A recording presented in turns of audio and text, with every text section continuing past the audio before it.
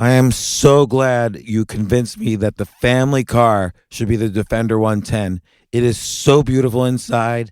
It's so comfortable and it just feels indestructible. Yes, it really is. I've been waiting a long time for the new model to come out. The Defender 110, I'm telling you, it's my favorite car of all times. It's my third one.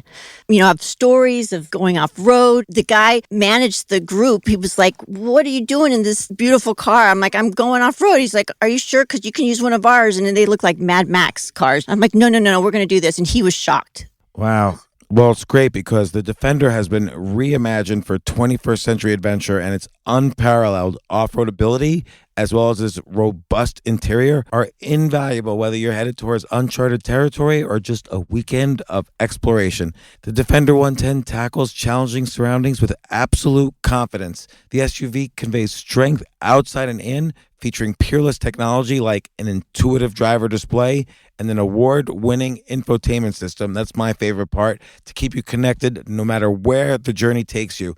Adventure is unique to everyone, and so is the Defender. Choose from the two-door Defender 90, the four-door Defender 110, or the larger Defender 130 with the ability to seat up to 8 passengers.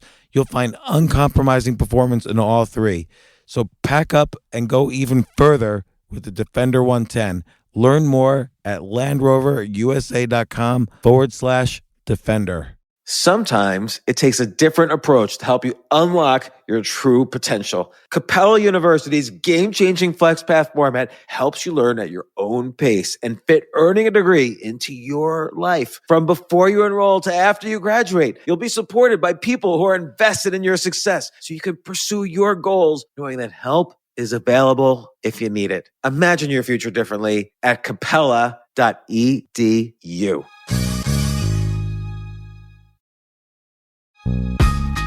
This isn't your average business podcast, and he's not your average host. This is the James Altucher Show on the Choose Yourself Network. Today on the James Altucher Show. Yeah, I used to have a boss who I was fine working for him when I didn't have to deal with him. I would just do my job. And then every now and then, he would invite me to dinner. And I couldn't even figure out why. I always felt bad about myself after the dinner. And so my technique for dealing with toxic people is to just simply cut them out of my life completely. They're out. You were a little more gentle in your 7 ways to deal with toxic people. Like, what are some of your ideas? And by the way, this could be a boss, this could be a relationship, this could be a friendship. Some situations you have to deal with a person like a boss. Some situations you can distance yourself like a friendship. But what are the ideas? So, one, like if it's somebody, let's say it's your mother-in-law who happens to be this person, and then you think, well, if you were to cut your mother-in-law out of your life, it'd cause relationship problems. So you don't want to do that. But at the same time, you don't want to have this person taking a toll on your life. So then it's about saying, okay, you can't set a physical boundary necessarily, but you set an emotional one. So when we run into these toxic people, sometimes we complain about them, right? You dread seeing them, so you spend 4 hours dreading that you have to see them. And then after you saw them, you spend 4 more hours thinking you wish you hadn't seen them. And are you describing the past 4 hours before arriving at this podcast? Definitely not. But I've done it before. When I'm doing something and I don't want to do it, I easily waste the whole day. So a 1 hour meeting or appointment with somebody, waste 4 hours thinking how I don't want to go. And then afterward, rather than just move on with the day, it's easy to complain about it, to call somebody and vent, or to just sit and think, gosh, that was terrible, horrible, and awful, and that person shouldn't say those things or should be different. And then suddenly that 1 hour is taking up 8 or 9 hours of your day, and you're giving that person so much more room in your life. So when we think venting helps or complaining somehow gets it out or makes you feel better, it doesn't.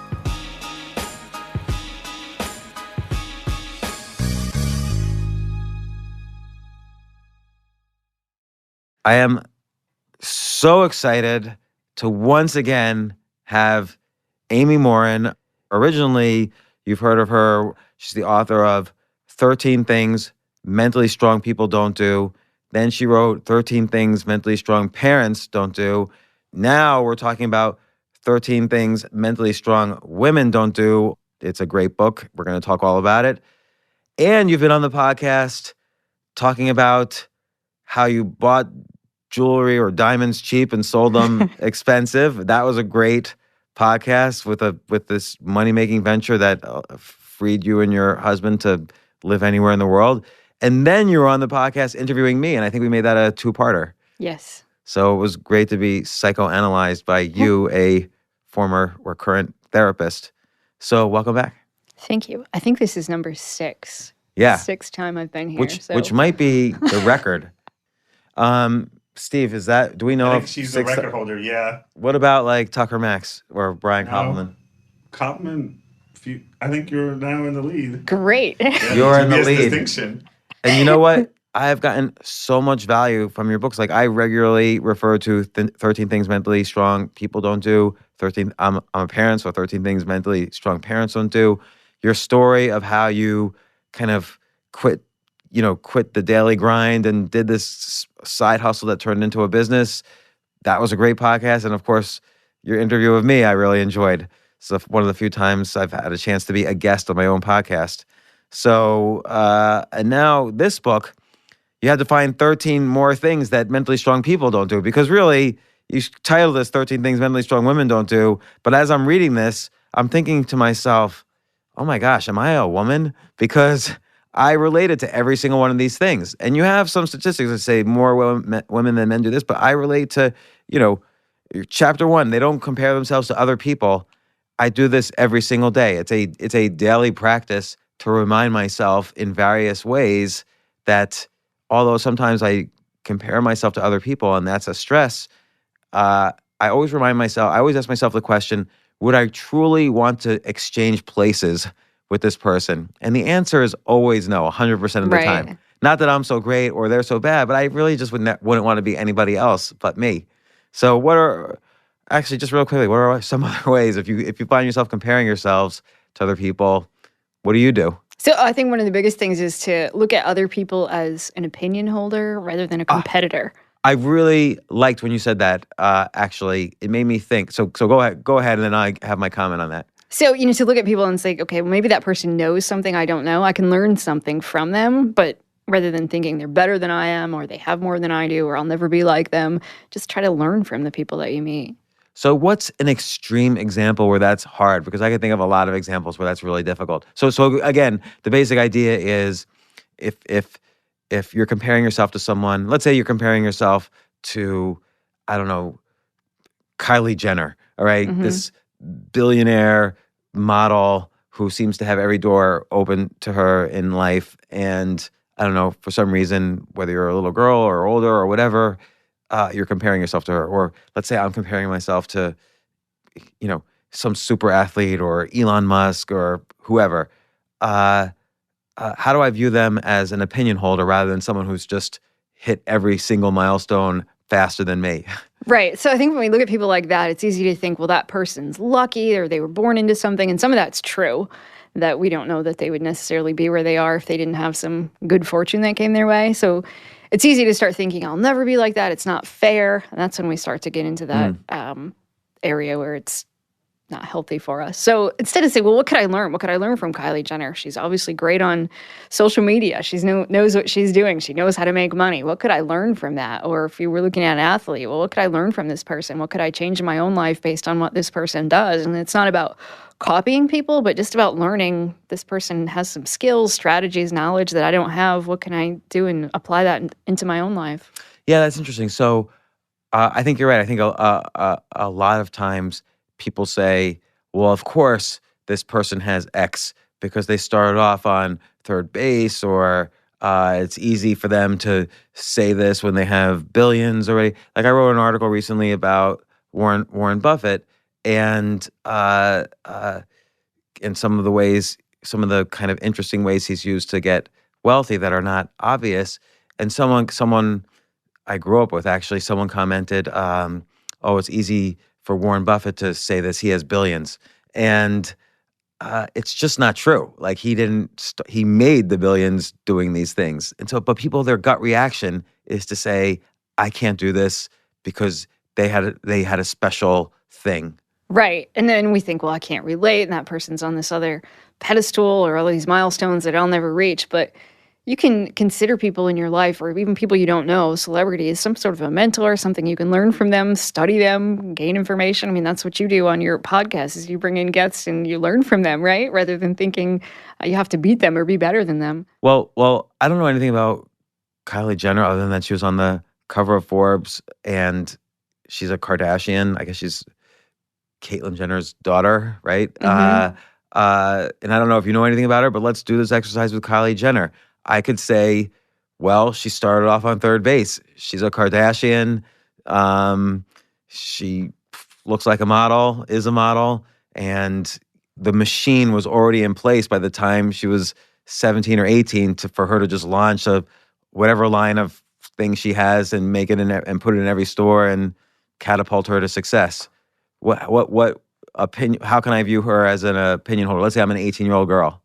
Yeah, so okay, she was born into a famous family and was put on the TV show and had all of these assets that most of us don't and probably won't ever have. But to just say, okay, but at the same time, even though she had all of that going for her, she obviously has lots of business knowledge. She's figured out lots of different things and she's famous on social media and she is able to build brands. So just to look at those things that you could learn from her. You're probably never going to learn how to have your own reality show, but you might learn how to put a product out there, how to get attention, how to really sell something. So it's just really looking at what are the things I could learn from her. Right, because there's been plenty of celebrities who've had, put out perfume lines or whatever and it didn't work. Right. So suppose there's something very interesting about what made her brand seem more authentic than some other celebrities that tried to put out a line, and could this be applicable to selling anything, or I don't know. And she's unlike other stories in that family, she seems to have kept her common sense, or she seems to be a little bit more normal than the rest. I don't want to use the word normal. I'm not criticizing the rest of them, but she seems a little different than the rest. Right. And so I think to study that, what makes her compared to the rest of the family, what's made her be so successful. If you just studied people, just looked at people as somebody to study, somebody to learn from, I think it would go a long way. And then we won't build up that resentment or envy or anger towards people that we think are doing better than we think they deserve to be or better than us. Right. And the other example I gave was Elon Musk. And I guess one could say, okay, forgetting all about the business stuff for a second, he didn't let, he wanted to make a spaceship that would go to Mars. He didn't let people tell him, well, you don't know anything about physics and you're not NASA, which is the only U.S. body that has launched rockets into space. So he didn't let anybody give him permission. He just started reading a lot of books about physics. He started talking to a lot of rocket scientists, which costs zero. Maybe they Right. were talking to him because he was already rich, but he wasn't that rich when he started SpaceX. I think he was still even involved in PayPal when he started really having an interest in space. So this is a guy who goes out and kind of figures out how to create solutions on his own rather than waiting to be granted permission. Right. So I think if you just took that and you said, okay, well then what kinds of things in my life, how do I apply that to the things that I'm doing, and just learn from people. And this is also related to that chapter and some other chapters. I'll take the Elon Musk example again. Maybe there are some aspects, and I'm not judging one way or the other again, but maybe there's some aspects of his personal life that don't jive with how you want to live your own personal life. Right. And so you have to say, well, okay, billions of dollars and working 150 hours a week is not everything. Maybe there are other aspects of my life that I could work on, and that's why I'm not running 20 companies and maybe a little bit unhappy in other areas of my life. Right, because I think it's so easy to look at somebody else and then we lose sight of that. Well, is that really my values? Is that really how I want to live my life? Would I want that to be my priority? Or if you took the example of an elite athlete, do I want to spend 12 hours a day working out and eating and never enjoying time with friends and family and that sort of a thing? The answer would be no. So I don't really want to be like that person. Right, and so we kind of jumped right into one of the chapters and one of the specific techniques. But before we get into some others, what I find really interesting about your stuff is that you always bring it down to being applicable. Like you can try these ideas out and you could remind yourself of them. I'm not going to solve comparing myself to others overnight. Nobody is. But I think the key, what you stress throughout the book is reminding yourself that you could be susceptible to this, and then here are some ideas of what you can do. Like always trying to remind yourself the next time you see yourself engaging in this negative behavior that mentally strong people don't do, and then applying some of these techniques. And you think you get that aspect from, you were a therapist for many years, and you saw people do things and change their lives. Right. And I think it's not necessarily like, gosh, I never do these things anymore. We all do them sometimes. It's just catching yourself when you do them. And when you become more aware that you do them and how it plays out in your life, then you can catch it and say, all right, what can I do differently? Yeah. So, and of course, we talked about this in the very first podcast that I did with you. You were a therapist for years, but then you had these tragedies in your life. Your mom passed away. Your first husband passed away very suddenly at a young age, and you had to get your life together. We talked about it before, but were you depressed? Mm-hmm. Yeah. Oh, yeah. I had periods in my life, and it was dark and ugly, and just anxious of like, gosh, can I handle losing another person? What if something else bad happened? Things, and then all at the same time, trying to, from a practical standpoint, to figure out now what do I do with my life, and lots of things. Just the whole grief process is terrible and uncomfortable, and it comes in waves. You have moments where I would feel okay, and moments where I'd feel terrible, and then I'd feel happy, but then I'd feel guilty for being happy. It's just messy. Like the very first day you went back to work, or were you a therapist then? I was, yeah. So the very first day you went back to work after your husband passed away, how did that feel? Like, how did you deal with pretending to have a normal routine when your entire life was suddenly different overnight? Yeah, that was dreadful. So I took a couple of months off from work because I said I just can't be a therapist, can't go in and help somebody else with their problems. So I took a couple of months. It was as much as I could take. And then I had to go back to work. So I went back to work on a Friday and didn't see any patients that day. I just sort of went back into the office, saw my coworkers and that sort of a thing. And then on Monday morning went in and thought, I don't know if I can do this. I don't know if I can listen to other people's problems. And my patients had all been told I had some sort of family emergency, and they didn't know what it was, but some of them figured it out because we lived in a fairly small town, and so they'd either saw the obituary in the paper or had heard. So I knew some people would know. I knew plenty of people wouldn't know. I knew some of them would ask questions like, where have you been, or what's going on? So I didn't know what to expect. But the first person I saw when I went back, one of the first things she said to me, I'm so glad that you're back. You wouldn't believe what happened while you were out. And I said, what? And she said, my husband almost died of a heart attack. What she didn't know is my husband had just died of a heart attack. And I thought, oh my gosh, I don't know that I can sit through this hour. And she went on to explain and everything that had happened. And when I got through that hour, I thought, if I can make it through that, hopefully I can make it through anything. And it was a really long hour, and I got through it. And I think she had no idea, thankfully. Well, do you think your experience, as painful as it was to sit there and have that hour, do you think your experience added an extra kind of layer of texture to your response to her? Absolutely. I think, my life before that had been fairly simple, fairly easy. And I think it just gave me a whole new respect for people who are struggling with things, and just to know how painful, and, I didn't mean her experience was less painful than mine. She'd been through a lot too, but I was able to empathize, I think, at a whole new level.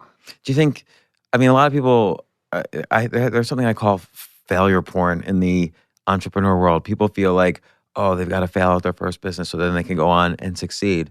But like, taking a step back from that, do you think it's possible to gain these perspectives without some kind of suffering?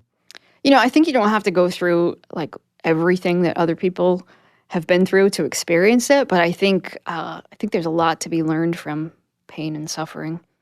Part of the reason I read your books is so I don't necessarily have to go through your suffering, but I could picture it and feel it, and you tell the story. Ultimately, all these books are collections of stories about these things and how you dealt with them and how your patients dealt with them and other people.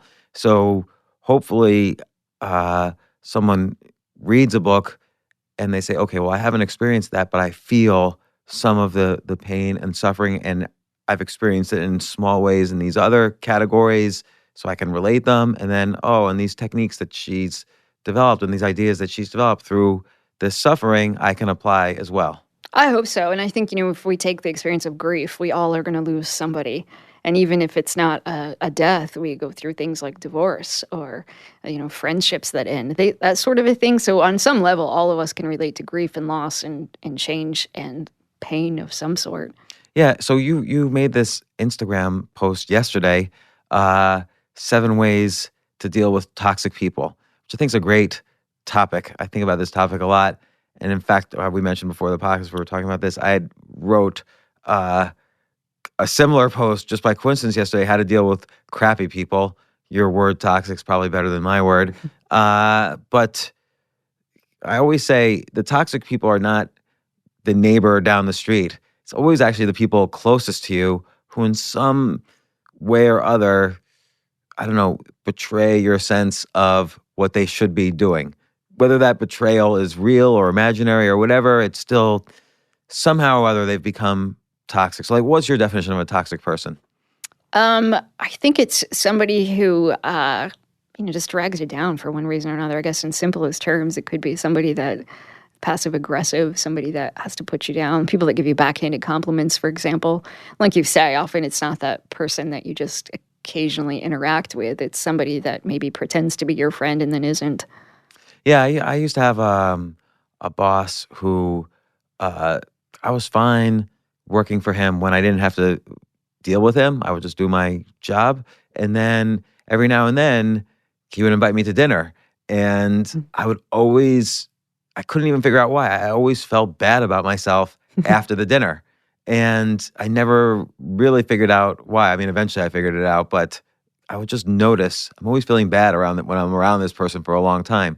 And so I my technique for dealing with toxic people is to just simply cut them out of my life completely. And they could write and call and whatever, and they're out. You were a little more gentle in your 7 ways to deal with toxic people. Like, what are some of your ideas for dealing with toxic people? And by the way, this could be a boss, this could be a relationship. There are this could be a friendship. Some situations you have to deal with a person like a boss. Some situations you can distance yourself, like a friendship. Some situations you could temporarily distance yourself, like take a break, like a family member or someone like that. But what are some of the ideas? So, one, like if it's somebody, let's say it's your mother-in-law who happens to be this person, and then you think, well, if you were to cut your mother-in-law out of your life, it'd cause relationship problems. So you don't want to do that. But at the same time, you don't want to have this person taking a toll on your life. So then it's about saying, okay, you can't set a physical boundary necessarily, but you set an emotional one. So when we run into these toxic people, sometimes we complain about them, right? You dread seeing them, so you spend 4 hours dreading that you have to see them. And then after you saw them, you spend 4 more hours thinking you wish you hadn't seen them. And are you describing the past 4 hours before arriving at this podcast? Definitely not. But when I've done it before. When I'm doing something and I don't want to do it, I could easily waste the whole day. So a 1 hour meeting or appointment with somebody, waste 4 hours thinking how I don't want to go. And then afterward, rather than just move on with the day, it's easy to complain about it, to call somebody and vent, or to just sit and think, gosh, that was terrible, horrible, and awful, and that person shouldn't say those things or should be different. And then suddenly that 1 hour is taking up 8 or 9 hours of your day, and you're giving that person so much more room in your life. So, and we think venting helps or complaining somehow gets it out or makes you feel better. It doesn't. When you really think about it, the more you talk about people you don't like, you might get a moment of pleasure and the other person agrees with you or something. By the way, this is an important point. It used to be considered quite common and healthy, even in psychological literature, that venting worked. But Right. But all the research shows that venting just does not work. Right. And I think you mentioned it in this book. Yes, because it's one of those things. Everybody come into my therapy office and say, I have to get it out, as if getting it out somehow meant it wouldn't then bother you. But the more you talk about it with other people, you call a friend and you complain about somebody, you hang up the phone, you call the next person and you tell them the same story. That's just more time and space and energy that they're taking up in your life. So don't do that. So what should you do? So you're going to visit your mother-in-law in 4 hours. What should you, and you're dreading it, what should you do? So that would be where we say, change the channel, come up with something else to think about. And it might be that you have to physically get up and go do something different to get your mind off of it. But you have to make the conscious decision. I'm not going to spend the next 4 hours allowing this person to occupy my brain. But it's really hard because it's an addiction. Yes. Like sometimes we get addicted and you have it as another chapter, overthinking, but we get addicted to thinking, well, she's going to say this again, and then I'm going to say this, and then she's going to say this, but I've got this prepared, and I can't believe I let her say this last time. And, we get addicted to these mental conversations. You have case studies in here. People just stay up all night, like arguing in their head. Right. And how do you get over that addiction? Because one thing about an addiction is it feels good. It sometimes feels good to have these imaginary arguments because that's where you get to win. Right. And we fantasize about, yes, how it's going to end up this time, and I told him this time, and that really helped. But I think it's about just recognizing, okay, I'm putting this much brain power into this person, and they're taking up X amount of hours of my day. So just try to do something different. I'm going to go talk to somebody about a completely different subject. I'm going to get up and go run an errand. I'm going to do something in my house. I'm going to just stay busy for a few minutes and just see how it feels. Try it. Even if you think that's not going to work for you, do it as an experiment for a week and just see what happens. If your mood gets better, if you start to feel better, you start to think differently, and then you have more time and energy to devote to other stuff. What about, I'll call this past toxic syndrome.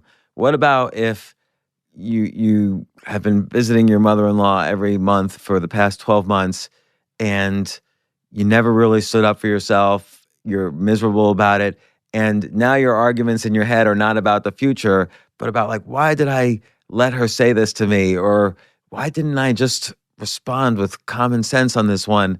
Like, and so now you're addicted to like these past, you're addicted to being angry at yourself, even angry at her and yourself for not reacting differently.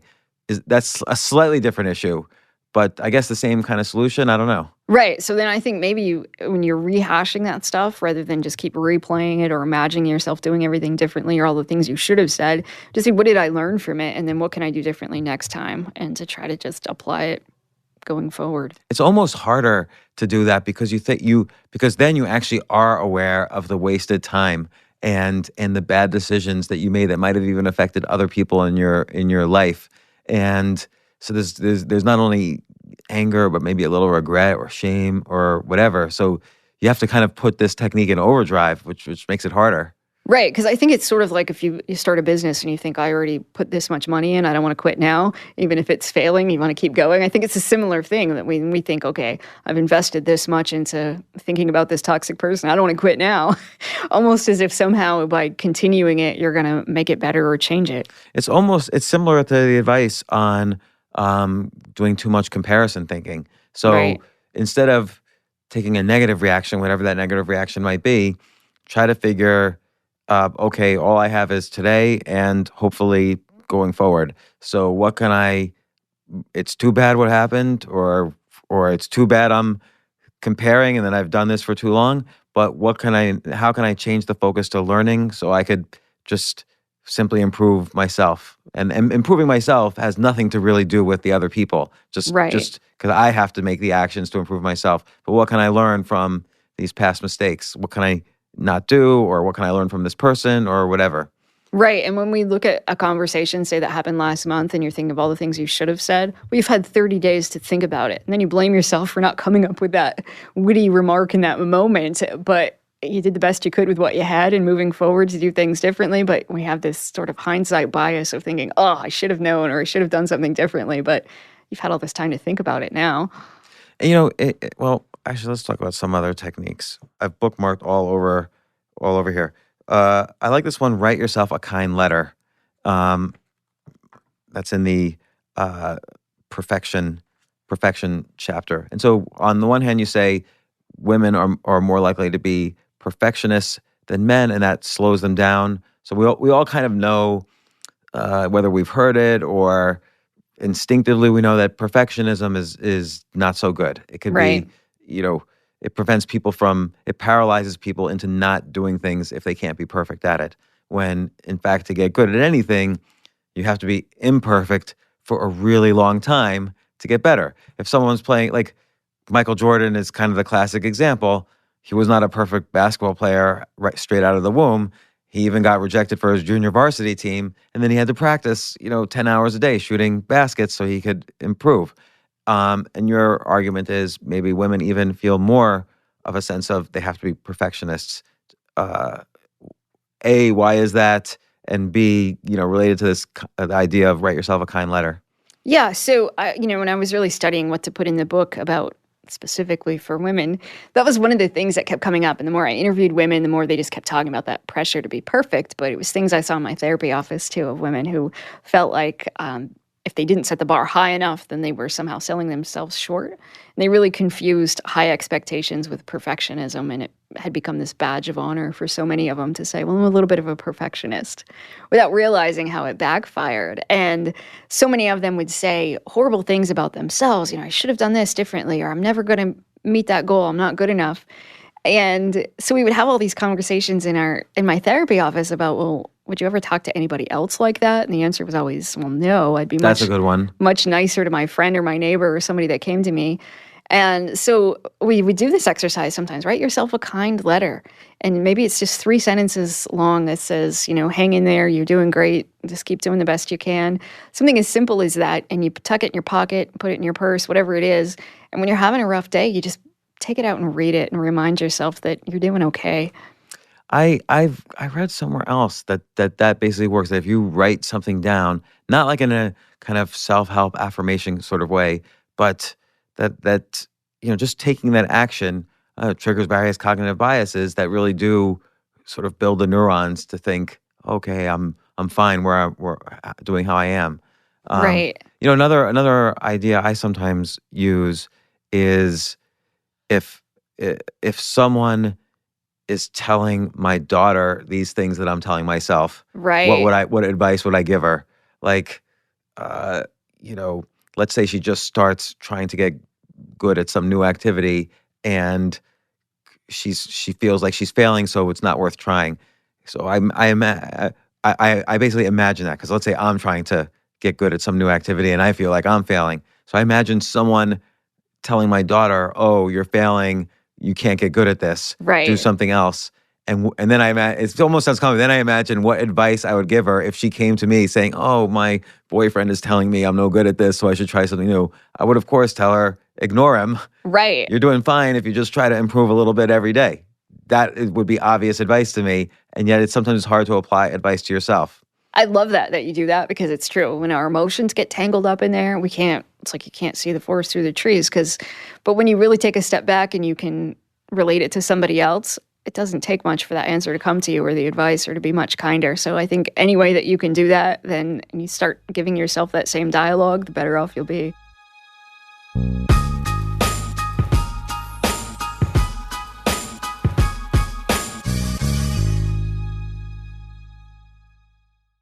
Oh my gosh, I love these clothes. Mizzen and Main. That's Mizzen and Main. It really is the most comfortable work clothes. Travel clothes. I had to travel this whole week. I'm traveling for a week and a half, and I just took Mizzen and Main clothes with me. Close out 2023 in style with comfortable, breathable, packable, and machine washable pieces from Mizzen and Main.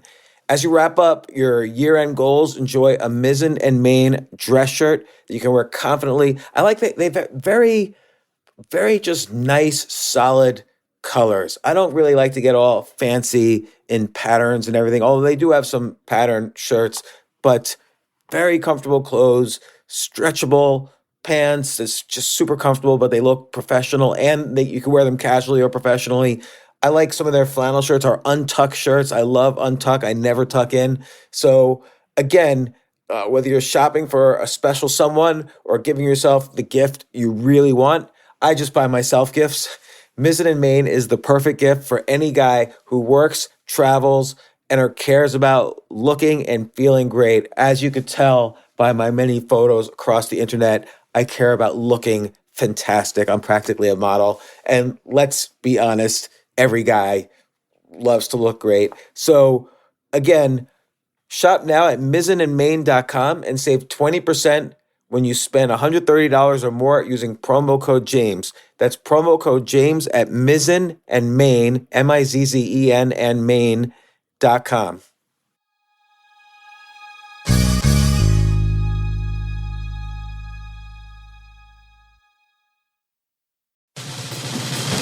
These days, we're all investors, trying to be smart with our money despite our worst impulses. But at iShares, We believe that deep down inside of every investor is a better investor.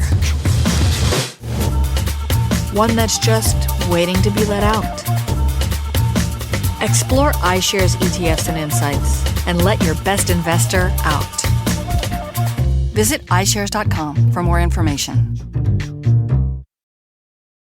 You know what I love about fantasy sports is that even though I'm not going to be a great basketball player or a baseball player or a football player or whatever, I feel like I get to participate and make decisions and use my knowledge of these different leagues or these different sports to compete. So it's like I can pick my team or I can pick my favorite players and I could use my knowledge to make predictions and maybe even make money.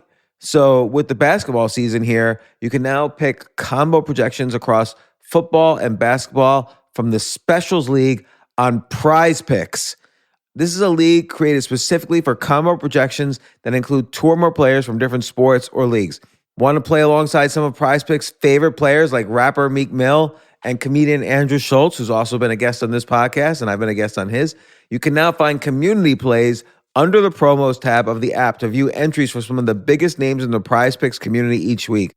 Look, Prize Picks even offers a reboot policy so that your entries stay in play even if one of your players gets injured. For football and basketball games, if you have a player who exits the game in the first half and does not return in the second, that player is rebooted. Prize Picks is the only daily fantasy sports platform with an injury insurance policy. What?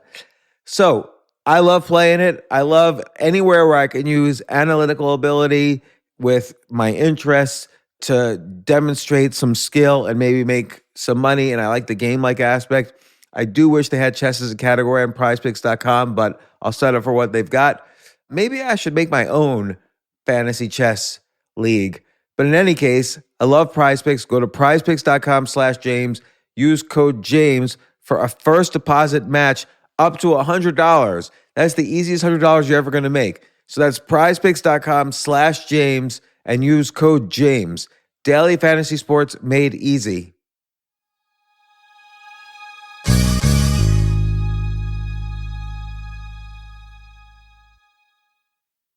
I know you say a lot of women say they should be perfectionists, maybe more than men. And I've seen this a little bit. Like with friends of mine who are women, I would say they're more likely to say, "Oh, too old to meet a good boyfriend," or "I'm too old to switch careers," or "I'm too old to start a business," or I didn't have this degree, so I can't start this type of business." So I see a little bit of that with women, and that goes along with your chapter. People should be willing to break the rules or society's rules a little bit more.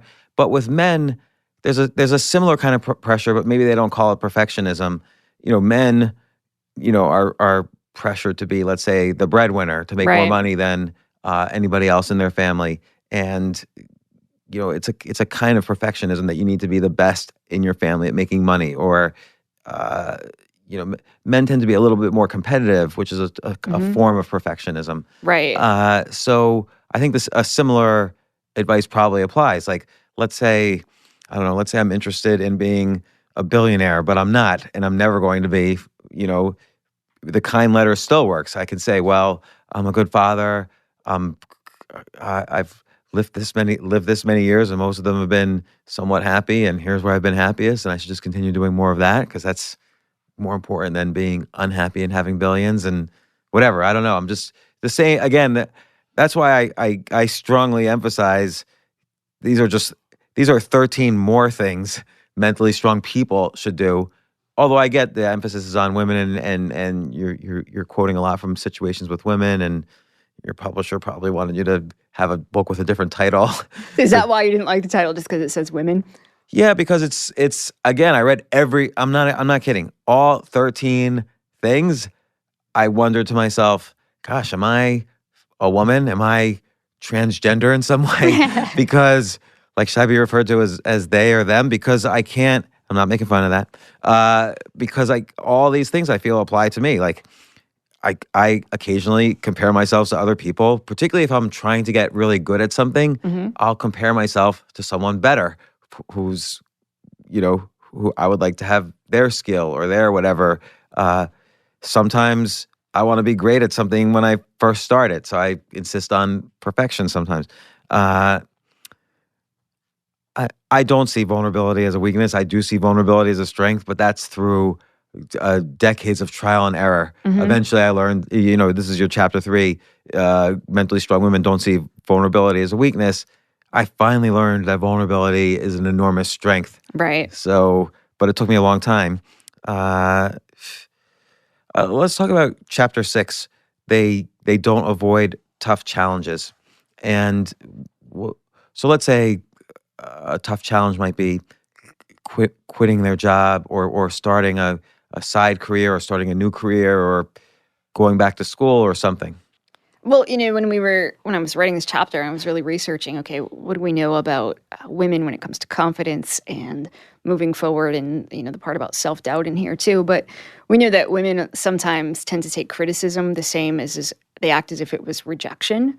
And studies will show that men treat criticism and rejection as two different things. And yet women often take criticism to a different level, and they feel like if they're criticized with their performance, then somehow they've been rejected. And it keeps them from saying, okay, should I move forward? Should I apply for that new position? Should I launch something new? And I think a lot of it goes back to, and I talk about how we treat girls a little bit differently than we treat boys way back when they're starting school. And that the message that we give little boys sometimes, teachers will say to a boy who does well, that's because you're smart. But they'll say to the little girl, it's because you tried hard. And so I think for This women... is the Carol Dweck mindset. Yeah. Thing, the growth versus fixed mindset. Right. And it just, I find a lot of that to be heartbreaking, that when it comes to just the subtle messages that we give to girls and then how that affects women as they're growing up. So if you think, okay, I succeeded because I tried hard, well, then if you fail, is it because I didn't try hard enough? Do I need to do more? And it puts all this pressure on women, I think, to always not just meet their expectations, but to try to exceed them and to try to keep going. But then at the same time, I see women who will say, I don't think I can do that, or I'm not good enough. And so they won't put themselves out there. They don't want to try new things because they think, it's too tough for me. So I really wanted to write this chapter as a way to help women know, yeah, things are tough, but you're tougher. You're stronger than that. Just because you don't think that you are doesn't mean you shouldn't try. But that's... you telling them that is great, and they probably listen and they read this book and they feel good. Yeah, I do say these things and I could meet tough challenges. But then maybe the next day they wake up and it's like, it's too tough for me. They go back to the thinking. I feel like the phrase "meeting tough challenges" is more of a muscle than an action. So I mean, actions are the result of building up this muscle, and you kind of have to figure out how to practice the muscle of knowing you can face things that you didn't think you could face. Right. And that's just it. Sometimes people will say, well, I can't do that because I don't have the confidence to do it. Well, obviously, you don't sit on the couch for a week and suddenly a spark of confidence comes. You have to get out there and do things. And that's how you build confidence, is through practice and by trying things and by putting yourself out there. And for a lot of people, it's just building confidence in the fact that you can be uncomfortable. And so if you figure out, okay, I was anxious, but it wasn't the end of the world, I can handle that, well, then I can do the next thing and I can do the next thing. And What's some like simple, like if someone's thinking of if someone's thinking of the big challenges, like, oh, I can't do this, so I'm just going to do nothing. Do you sort of suggest little challenges that they should try to do? Like, what sort of little challenges can they do to practice the muscle, to exercise the muscle? So I think, first of all, figure out what's something that's measurable. Sometimes people will come in and they'll just say, well, I want to be happier. I want to have a better life. Well, what would that look like, right? What does it mean to be happier? What would you be doing if you were happier? So maybe somebody would say, well, if I were happier, I'd be visiting friends more, or I'd have more contact with my family. I'd be doing more fun things. Great. Let's schedule 3 fun things in your calendar this month then. And it's just small steps of, if you were going to be the person you wanted to become, what would you be doing differently? Identify those things and then just figure out in the next 30 days, what's a couple of things I could do? Or find small action steps of what could you do today, and then just take those steps. So after your husband's death, when you were in this grieving process and maybe you were thinking at different points, what am I ever going to do? Like, how can I get back to a normal life? That probably seemed like a tough challenge to you at the time. What were some of the ways you started moving forward slightly. So, for instance, one example is when the first day you went back to work, you didn't see any patients. You just sat at work. Like Right. that was kind of the way to make that challenge a little easier. Like the first difficulty was going to work. Right. And then, another difficulty was just figuring out what to do with a lot of the stuff that we had. For example, we had a boat. I didn't know what to do with this boat. So it's a matter of figuring out, do I want to sell it? Do I want to keep it? And I wanted to keep it for a while. And then I was like, I don't know what to do with it. I don't drive the boat. I don't know how to back up a trailer into the lake. So, and then it was okay. So give my permission to sell it. And once I felt like, okay, I can sell it, move forward. And I had to give up some of the goals that we had together, things that, trips we had planned. I had to think, do I still want to do this as a single woman? Do I not want to? And then doing new things. So I went out and I bought a motorcycle. I got my motorcycle license just because it's something I used to think would be fun to do. But So was this like a conscious decision? Like, okay, I need to figure out how to almost do a pattern interrupt in my life. Yes. And I always wanted to ride a motorcycle, so I'm going to get a license. Right. Maybe not even buy a motorcycle, just get a motorcycle license somehow. Right. And that was it, because I knew if I just kept living my life exactly the same way that it was just going to be this big empty hole there. So it was about saying, well, what do I want to do differently? How do I want to spend my evenings now, rather than I'm not going to come home and sit and eat dinner at the table in the exact same spot I always did, with this glaring hole, the fact that I'm by myself now at the dinner table. So what do I want to do differently? And about finding new things to fill my time, and figuring out who am I as a person now that I'm suddenly single again in my late 20s. How did you like, that seems like a tough challenge. Who am I? Right. When your whole life, your parent and your husband, your whole life had just changed, and you were very young. How old were you again? You were I was like 26 when Yeah. my husband died. And the question of who am I is a tough challenge. What did you so yes, there's the motorcycle, there's the sitting at work without seeing patients. What other little things did you do to start realizing who you were as an individual?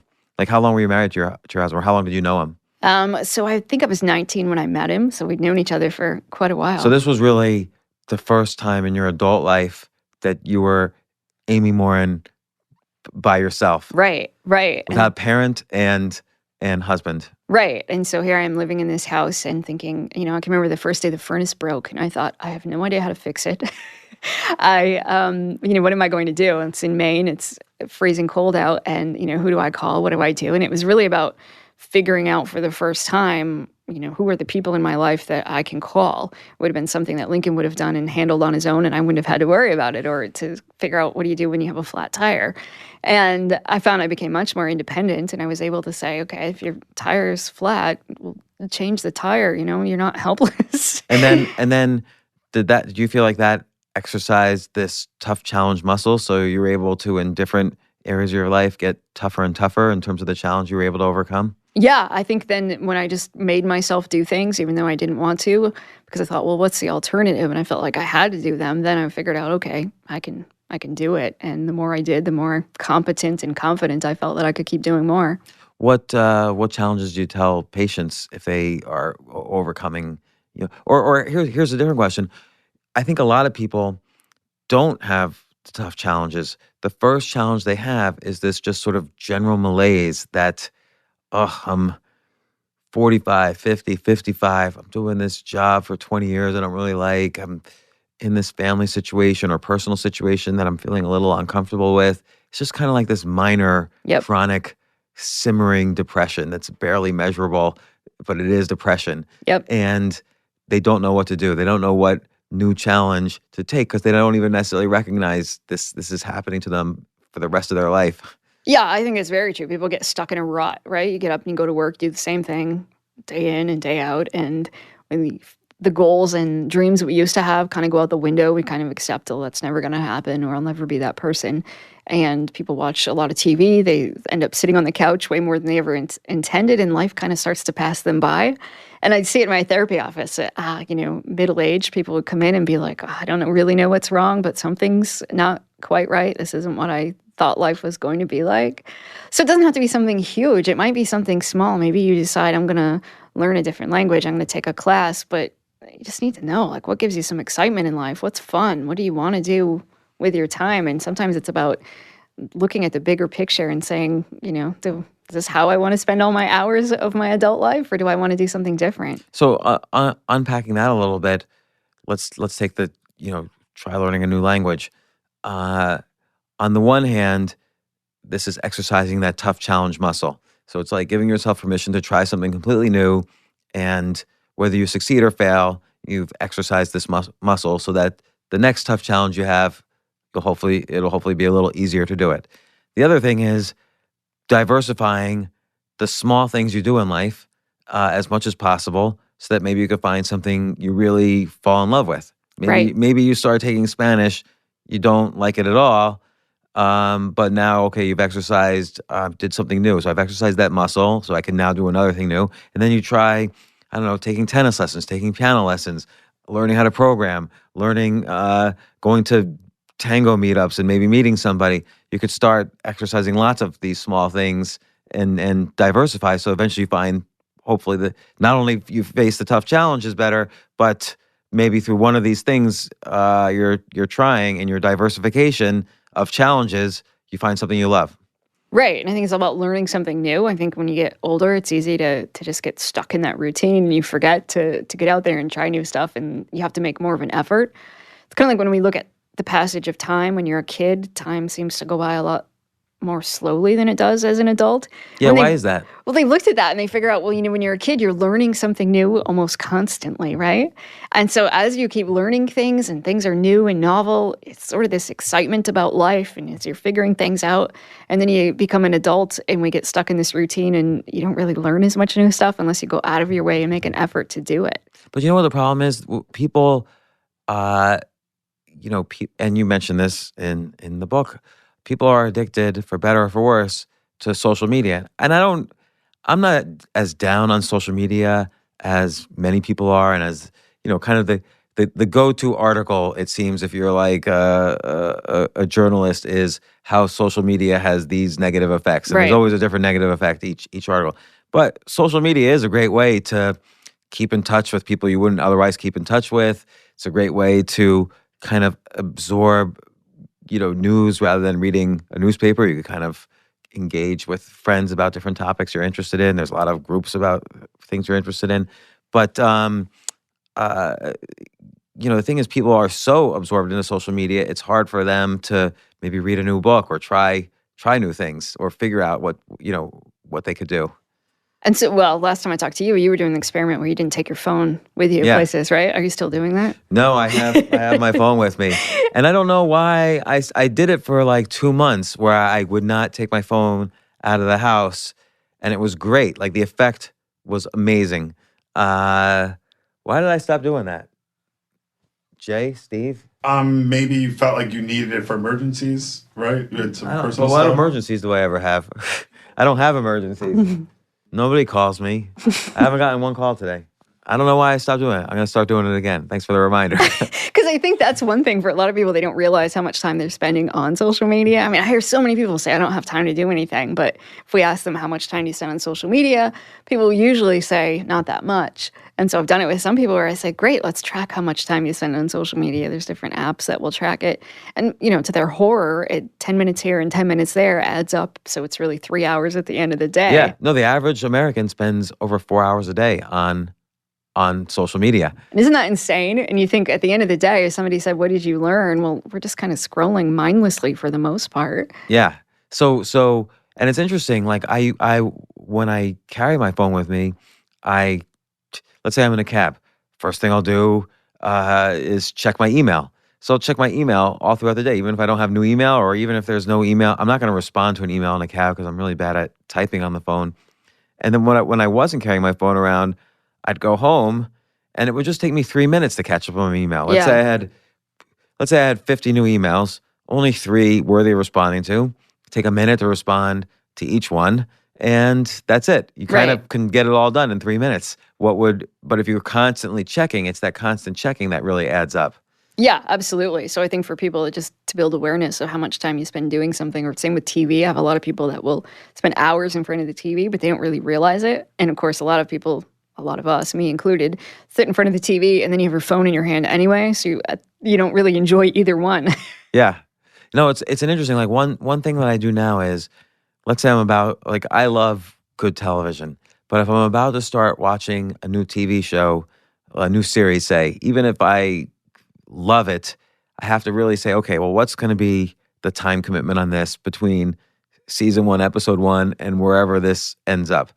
And if it's, you can easily make the comparison. Okay, well, this is going to take 150 hours of my time to catch up. Like, let's say Game of Thrones would take me about 170 hours to catch up. What can you do with those 170 hours? It's kind of amazing. So if you sort of eliminate all of these things like social media, I have to make a little exception for television just because I love good shows so much, and I feel there's things to learn from great storytelling. But let's say you eliminate the mindless television or television that's just not A+, that could be 1,000 hours a year. Right. And I think it's all about just sometimes recognizing what habits do you get into, what ruts do you get stuck into, because, again, we do the same thing every day for the most part. And if you added that up and said, what do I want to do differently? You have opportunity to build in whatever you want. You just have to be more proactive. Well, you could take that Spanish course or the tango class or get the motorcycle license. Actually, you could probably do all three of those things instead of Game of Thrones. Right. And, but there's some uses of social media. Danica Patrick, the race car driver. So she was on the podcast, and she said one way to maybe find your passion or things that you love is look at all your Instagram photos. What are they? What are you excited about taking photos about? That might be a passion. Like, let's say you take photos of food all the time. Maybe take a cooking class. Or if you take photos of, I don't know what else. If you take photos of when you're with friends, spend more time with friends.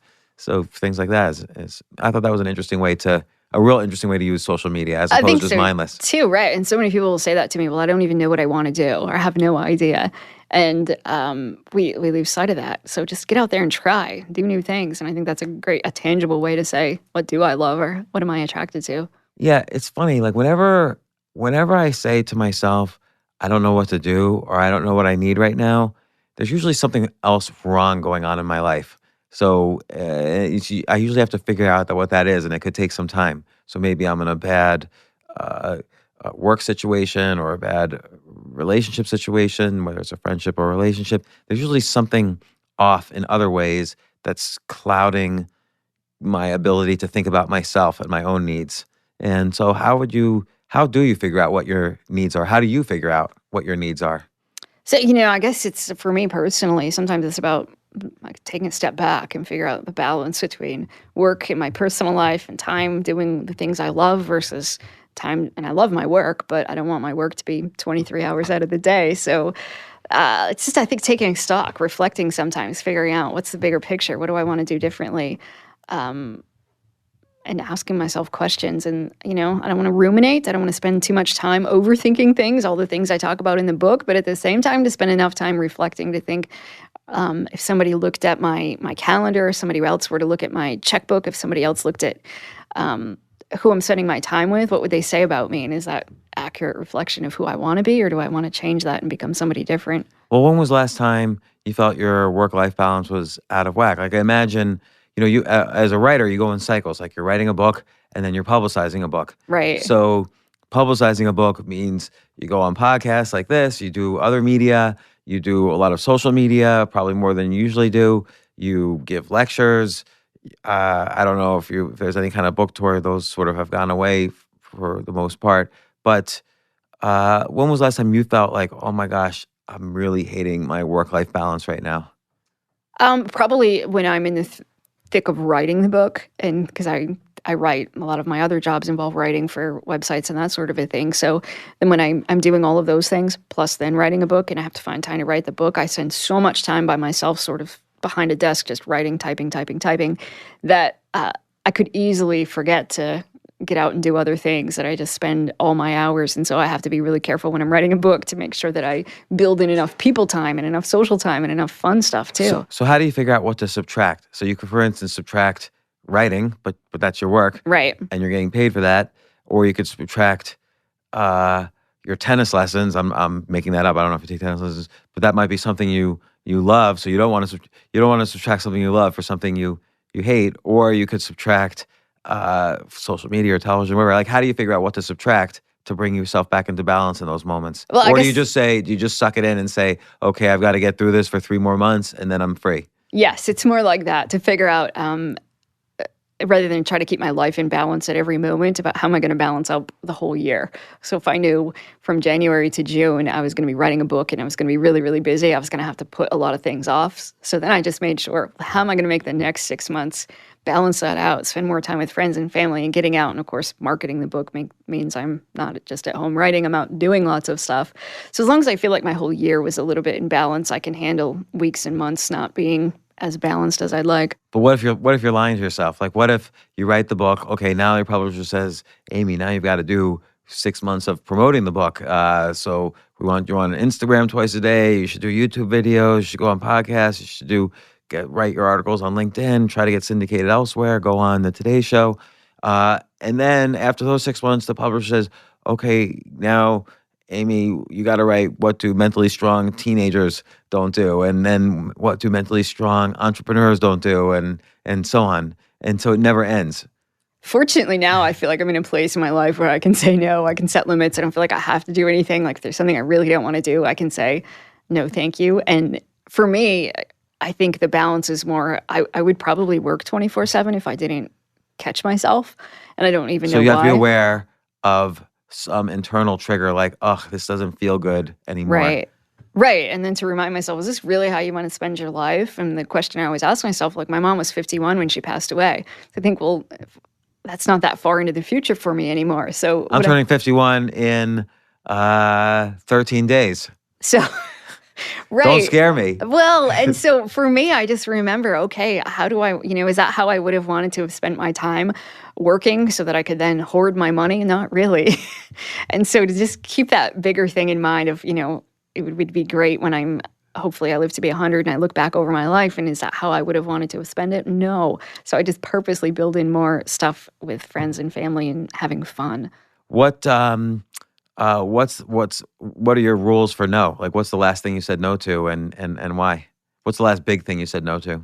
So I've been doing this Facebook Live series every Wednesday at noon, and I thought it was going to be 13 weeks.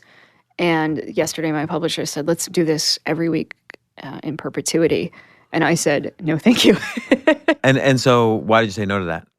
Because it's not a bad idea if you're the publisher. Right, absolutely. But for me, it takes a lot of time. It takes a lot of time. My hair is actually curly. I have to straighten my hair. I have to get the lighting ready. I live on a boat most of the year, so to get the boat ready and to make sure it's quiet, I mean, it takes a lot of time in order to. Right. So people don't realize if they say, "Oh, it's just 1 hour a week," like out of the 168 hours you're awake, or whatever the math is, but they don't realize. There's hours beforehand, there's hours afterwards, because probably after a Facebook Live, you have to re-energize in some way. Right. It's probably really like a 4-hour thing. Yes. And 4 hours a week for 50 weeks is 200 hours. Again, you can take 17 different courses online and learn Spanish and get a pilot's license, or whatever you want to do. Right. And so then when I was really thinking about that, I thought, is that really how I want to spend every Wednesday? And I enjoy doing Facebook Live, but I don't enjoy it enough to say I'm going to carve out a half a day a week and devote it to just that. But that's an interesting point too. You enjoy it. Mm-hmm. So how do you determine in the gray area when you're enjoying something, but you still want to say no? I feel like there's a gray area there. I enjoy it, but there's stuff I enjoy even more. So even writing more articles, if I spent that half a day saying I'm going to put out more content through writing, I think that's what I want to do right now. Now that I'm not writing a book, I'm happy to get back to doing more writing. So that's what I'd rather do at the moment. So given, the social media landscape and how people are, the attention spans of, people supposedly going down over years, and compared with 3 years ago or 4 years ago, when did you first come on the podcast? When did you write 13 Things Mentally Strong People Don't Do? 2014. Yeah, so but now it's 2019. I've noticed that articles, and I'm a writer at heart. That's how I started. That's what I've been doing for almost 30 years now. But recently, between 2014 and I would say between 2013 and now, people simply read less. Yes. And combine that with there's more articles out there by, I hate to be critical, but there's more articles out there by mediocre writers. So you have these platforms that used to be, oh, Amy, you're a great writer. Can you write for our platform? Many of these writers are, many of these platforms are now more interested in sucking up the ad dollars, so they become open platforms, open to everyone. So instead of 100 people writing for that platform, 1 million people are writing for that Right. platform. So you have two things going on. People don't want to read as much, and 1 million people are competing for that reduced attention span. So maybe instead of writing the articles, you should do the Facebook Lives, because that's how, if you want to get your message across, that's the skill you need to develop, even though you love the writing. How do you deal with that issue? Yeah, well, there's always that pressure of, right, what should you be doing differently, and how do you get in front of the biggest audience and the most people? But I guess it's not always my goal is to say, I want to reach a bazillion people anymore. If I like writing and I feel like I can communicate my message through writing, why not write? Even if it doesn't reach as many people, I'm okay with that. That's so interesting, because I feel like it's like, you said earlier, how do you measure, in one case, how do you measure your client's happiness? Because she brought up happiness and you tried to help her figure out how do you measure it. How do you measure the success of, let's say, your writing, or beyond your writing, your message that you're delivering? Because you're more than just telling a story. You're also delivering a message and a vision of how people could live their lives better and smarter. How do you measure the success of that? For me, I think it's just about having freedom and flexibility. And I love the fact I don't have a day job anymore. I mean, the first day I wasn't working at a day job, I went to the refrigerator at noon, because that was when I always ate lunch at work, and this light bulb went off of, you can eat lunch whenever you want. It doesn't have to be at 12 on the dot. So I think now just having control over my time and having the freedom to pick if I want to eat lunch at 10 in the morning or 2 in the afternoon, I can do that. And as long as I'm making enough money that I can survive comfortably, I think I'm happy and successful. But let's say writing requires you to keep those income levels even flat or moving up. Let's say you have to be a presence in these other social media and build that and spend a lot of time building that presence to keep this sort of attention focused on your work, even at the same levels it was before. How do you weigh that in?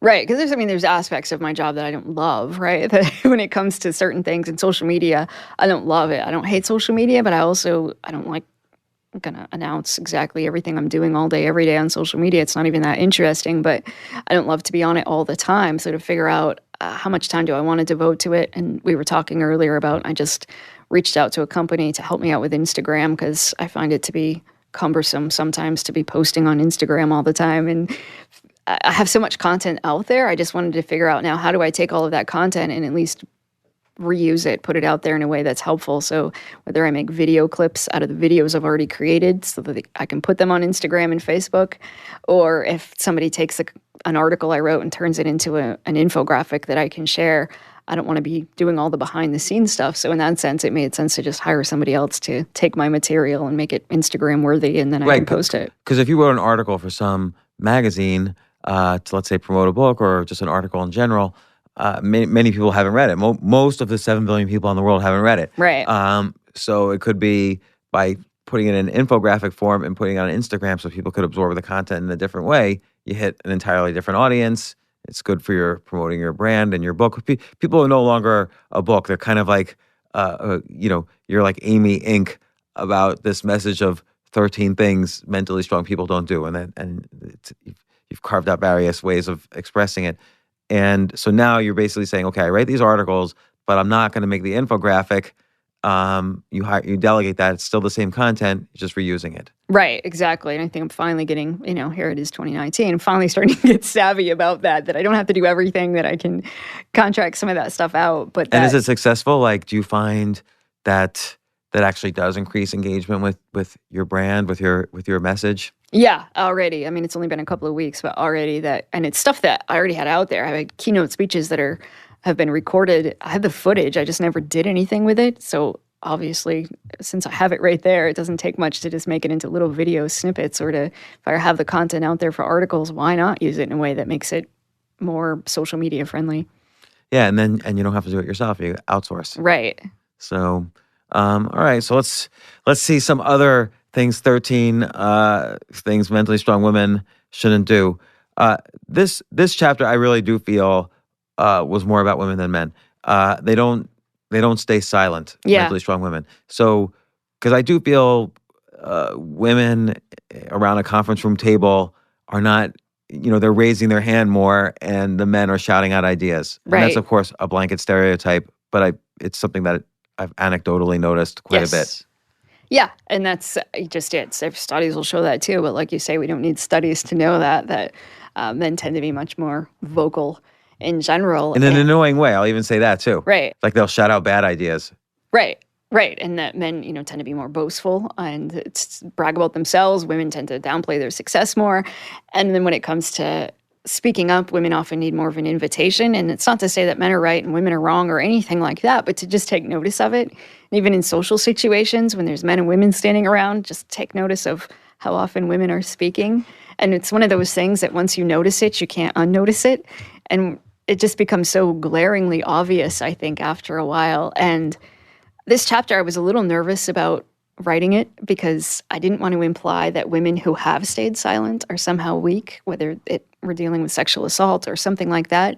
But I just wanted to make it clear that staying silent, not talking about things that have happened to you, drains your mental strength over time. And I'm not saying you have to go to the authorities or you have to necessarily tell everybody what's happened to you, but just make sure you tell somebody, whether it's a friend or family member or somebody, so that we're talking about some of these issues and so that women feel like they have a voice. Right, so it's two types of silence. It's kind of this massive traumatic silence when trauma happens to you and you don't want to admit it or talk about it. And then there's the silence, kind of the everyday silence that allows other people in the workplace or the relationship or a friendship to kind of move past you because you're being silent about your needs or your ideas or whatever. Exactly. And I just really wanted to bring to light some of the things that I think women experience and men aren't likely to, whether it's that do you get catcalled when you walk down the street? Me, never. I wish just once I would be, but it has never once happened in my life. And, it's something that as women, I think, we just tolerate it or we got used to it or just, and I just think I can't imagine what it would be like to not have to worry about some of that stuff. And I'm so... What's it like? Like what happens? You walk down the street and just some guy passing whistles at you or what happens?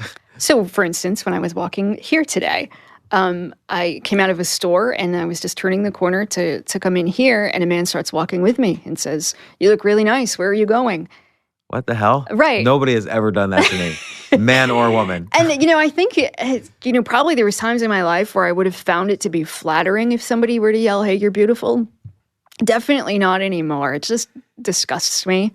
And And in talking to women when I was writing this book too, some of them said that, like, "Oh, I don't mind it," or "It makes me feel really good about myself."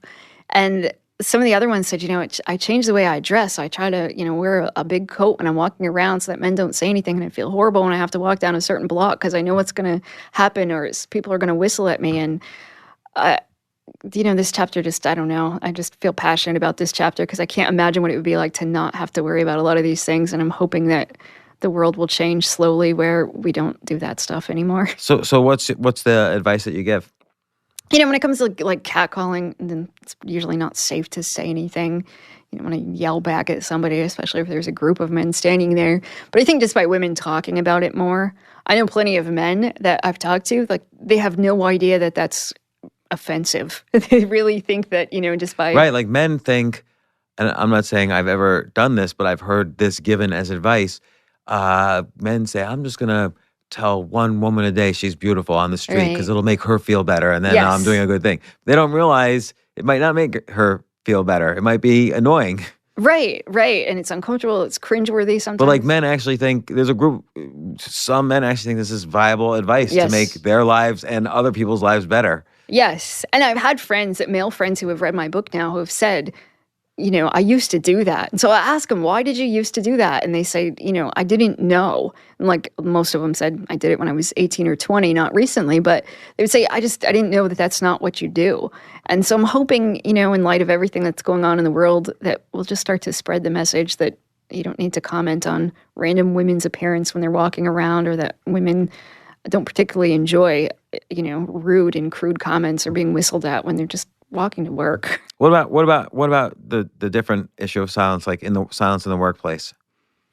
As we bring more light to this, I hope that leaders will recognize this when you're sitting at the meeting table and men are just talking over each other and the women haven't gotten any airtime. Just invite the women to talk. Say, hey, what's your idea about this? Or if there's a man who always interrupts a woman, step in and stop it too, and to set the norm that women have a voice and they can speak up. So that's advice for leaders and managers. What's the advice for women? When you get interrupted sometimes, to say, oh, I wasn't done with my thought, speak back up. It's okay to say, I still have more to say. Or even when it's uncomfortable in a meeting to speak up, go ahead and do it anyway. I have a friend who I would run into at different business conferences or whatever, and her strategy was at the end of every session, when it was open up to the speakers done speaking and it's open up to Q&A, she would instantly raise her hand and like even stand up, raise her hand and stand up. She wouldn't even know what her question was going to be. She just wanted to get called on, so she was giving herself a mini challenge. But that was her way of practicing to not fall into the silence of the Q&A session and just listen. She wanted if she was called on, she would think of a question no matter what, and then that's how she stopped just falling into that pattern of listening. I think that's brilliant. I think if you were going to go to a meeting, maybe you have a goal. I'm going to speak up one time every meeting. I'm going to offer one idea every time I go into some sort of session or seminar or something like that. And if you have a goal in mind and you keep doing it, after a while it becomes second nature. This one, and again, that was the chapter where I most felt, okay, this chapter probably is mostly for women. Every other chapter I felt applied to me. So like this next chapter, they don't downplay their success. For years, I would always downplay my success. It was like I wouldn't say ashamed of it. I just figured it's annoying to not downplay. It's better, a more humble quality to cultivate downplaying my success. Were you afraid of like appearing arrogant? I was afraid of appearing arrogant. I also don't think it's as interesting somehow. I think people are more interested in troubles. Yep. And that's why there's never a story where Luke Skywalker starts off as the Jedi Master ruling the universe and just the whole story is about that. He starts off in trouble. Right. And he's in trouble pretty much through all of the movies, even now. Now he's dead. So, our storytelling society, our storytelling species is more about problems than solutions. It is. And, when I looked at women with this issue in particular, though, I found that women struggle more than men in general to take compliments, that they often feel like men don't like ambitious women. So when they looked at classrooms, college classrooms, single women don't raise their hand nearly as often as, say, married women, because the fear was, if I look ambitious, then the men in the class aren't going to be attracted to me, or somehow I'll scare them away. So I thought, and for women to just accept a compliment, it's tough to say thank you when somebody says something nice. And I know plenty of men struggle with this too. And since I've started talking about this, men will say, well, no, if somebody says I like your shirt, I just say, oh, this old thing, I bought it for $10. Because I can't just say thank you because I'm afraid I'll sound arrogant or narcissistic. Yeah, no, I feel I've lost critical career opportunities because either I've downplayed success or I didn't want to let other people acknowledge my success and push me forward. Yeah. So it's a very harmful thing. You have to be able to be comfortable with success. Right. And I think for a lot of us, it's about not feeling comfortable in our own skin or feeling like we're unworthy somehow of the success that we had. So then when somebody compliments you on it or somebody asks you about your success, it's hard to then be honest and say, yeah, I've achieved these things, or I put in all this hard work. So instead we sort of downplay it, minimize it, or we don't want to make other people feel bad. Yeah. If somebody else thinks I'm successful, then maybe they're going to feel bad about their life. So, and they're not going to like me. Right. So then I'll just, minimize my achievement somehow, and that will help them. So how do you deal with that feeling? I think sometimes it's just about practicing, recognizing when you do it, acknowledging that it's okay to say that you're doing okay in life, and you don't have to talk about how great you are, but maybe talk about the hard work or the effort that you put in to get there. People will respect that if they knew that you weren't an overnight success, but they know that you've put in hours and hours of hard work and that you struggle too, then they can honestly respect your achievement much better than when you say, oh, it was nothing to get to where I am today. And just say thank you if somebody compliments you. For most of us, that's really uncomfortable, but to just get in the habit of saying thank you and then sit with that discomfort. It's interesting because we haven't obviously covered all 13 things. We've covered maybe 4 or 5 or 6 of them. But with each thing, you give different, you tell different stories of yourself and patients and studies and other people. And you give different exercises like write a kind letter to yourself, or be aware when you're having this overthinking, or be aware when you're doing this comparison, and then this is what you do. It's hard to remember all the techniques. And so I want to contrast this with I feel self-help books are filled with techniques. I don't view this as a self-help book. You can view this as a self-help book, but it doesn't remind me of other self-help books. I feel these are real practical techniques to improve your life. But, how do you keep track of all the different exercises and techniques I need to do to be mentally stronger? There's a lot of things. There are. I think if you just picked your worst habit, if you looked at the list of 13 and said, which one of these things do I struggle with the most? And then pick one thing to do differently. How are you going to change that? And just start really small. That there's no way if you took all 13 and said, all right, there's 5 exercises about each one. That's overwhelming. But just start really small with just one. Yeah, it's very anxiety producing. Oh, I got to do these 5 things for each one of these. Right. And nobody would do it. So I think just figure out which one do you struggle with, and then figure out which exercise will probably help me the most. So this is a macro way of applying that they don't avoid tough challenges chapter to the tough challenge of becoming mentally stronger. Right. So start off small, try maybe 1 or 2 simple things or simplify them for yourself, and just get better and better at 1, and then maybe 2, and then maybe 3, and so on. I think, and if we looked at it, if you talk about mental strength similar to physical strength, if you said, okay, I'm going to get lean and muscular, I mean, there's 1,000,001 different things you could do out there. And depending which website you read or which book you read and which techniques, should you fast? Should you just eat all this protein or try this diet or lift these weights? And you'd just be overwhelmed with it all. So just pick one thing that you want to start with. Pick that one worst habit. Maybe you eat too much junk food in the morning, so you're going to say, I'm not going to eat a donut for breakfast anymore. And just pick one thing to get rid of in your life, and then you just start moving forward after that. It would be great? You should make the Mentally Strong calendar. And so there's, for each day, there's the list of the exercises, and all you want to do is maybe in the beginning, check 1 a day. Don't break the chain. So first you want to check 1 a day. Maybe later you could check 2 a day, check 3 a day. But you just don't want to break the chain. You don't want to have a day where you didn't check anything.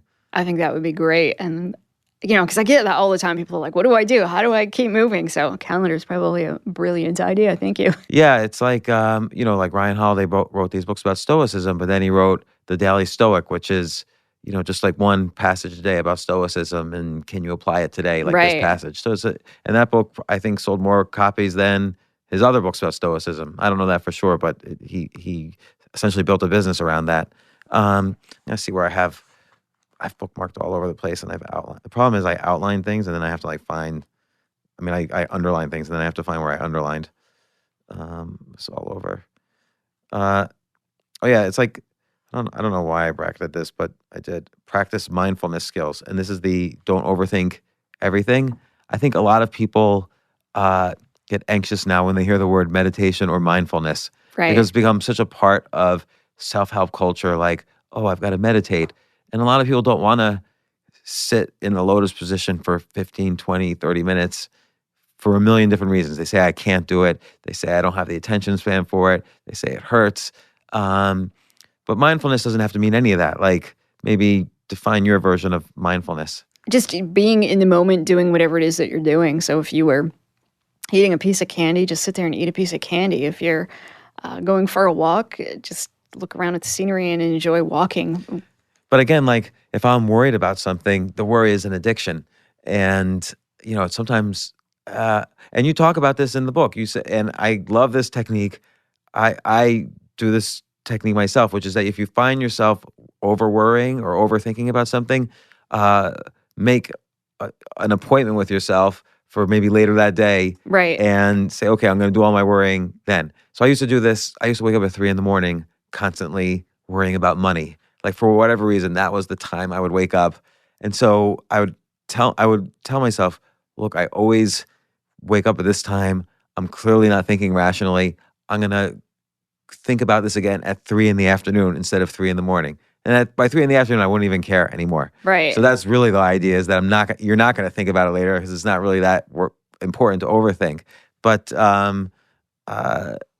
again, a lot of times though, I get addicted to worrying about something, and it's really hard to sort of catch yourself. A lot of these exercises that you have are about catching yourself falling into this behavior, and then developing that muscle to pull yourself up out of the behavior. Right. And I think for a lot of people, they feel stuck, or they don't recognize they're doing it, or they think that they're somehow going to solve the problem in the end. So for the worrying, people will think, well, somehow worrying's good for me. Or if I worry enough about something, it'll either go away or I can prevent it from happening. Or you can solve the problem. Right. And so just recognize, okay, I'm not problem solving. I'm just ruminating, or I'm just worrying about 101 things, and it's not actually helpful. And, back to the mindfulness thing, sometimes it's just a matter, if you find yourself worrying about something, is just say, just what are your senses? What do I hear right now? Pay attention to what you hear. What do I see? Pay attention to what you see for a minute. What do I smell? And just engage your senses just for even like 20 seconds, and give yourself a break from all that worrying and just be in the moment. And I think that's a skill. And the more you practice it, the easier it becomes. Yeah, I think I think the important thing there is the 20 seconds. Like people think meditation is this formal thing. I need a guru and a mantra, or I need to do this mindfulness because they studied and they put electrodes on people practicing mindfulness, and this is what happened with Buddhist monks after 6 hours a day of mindfulness.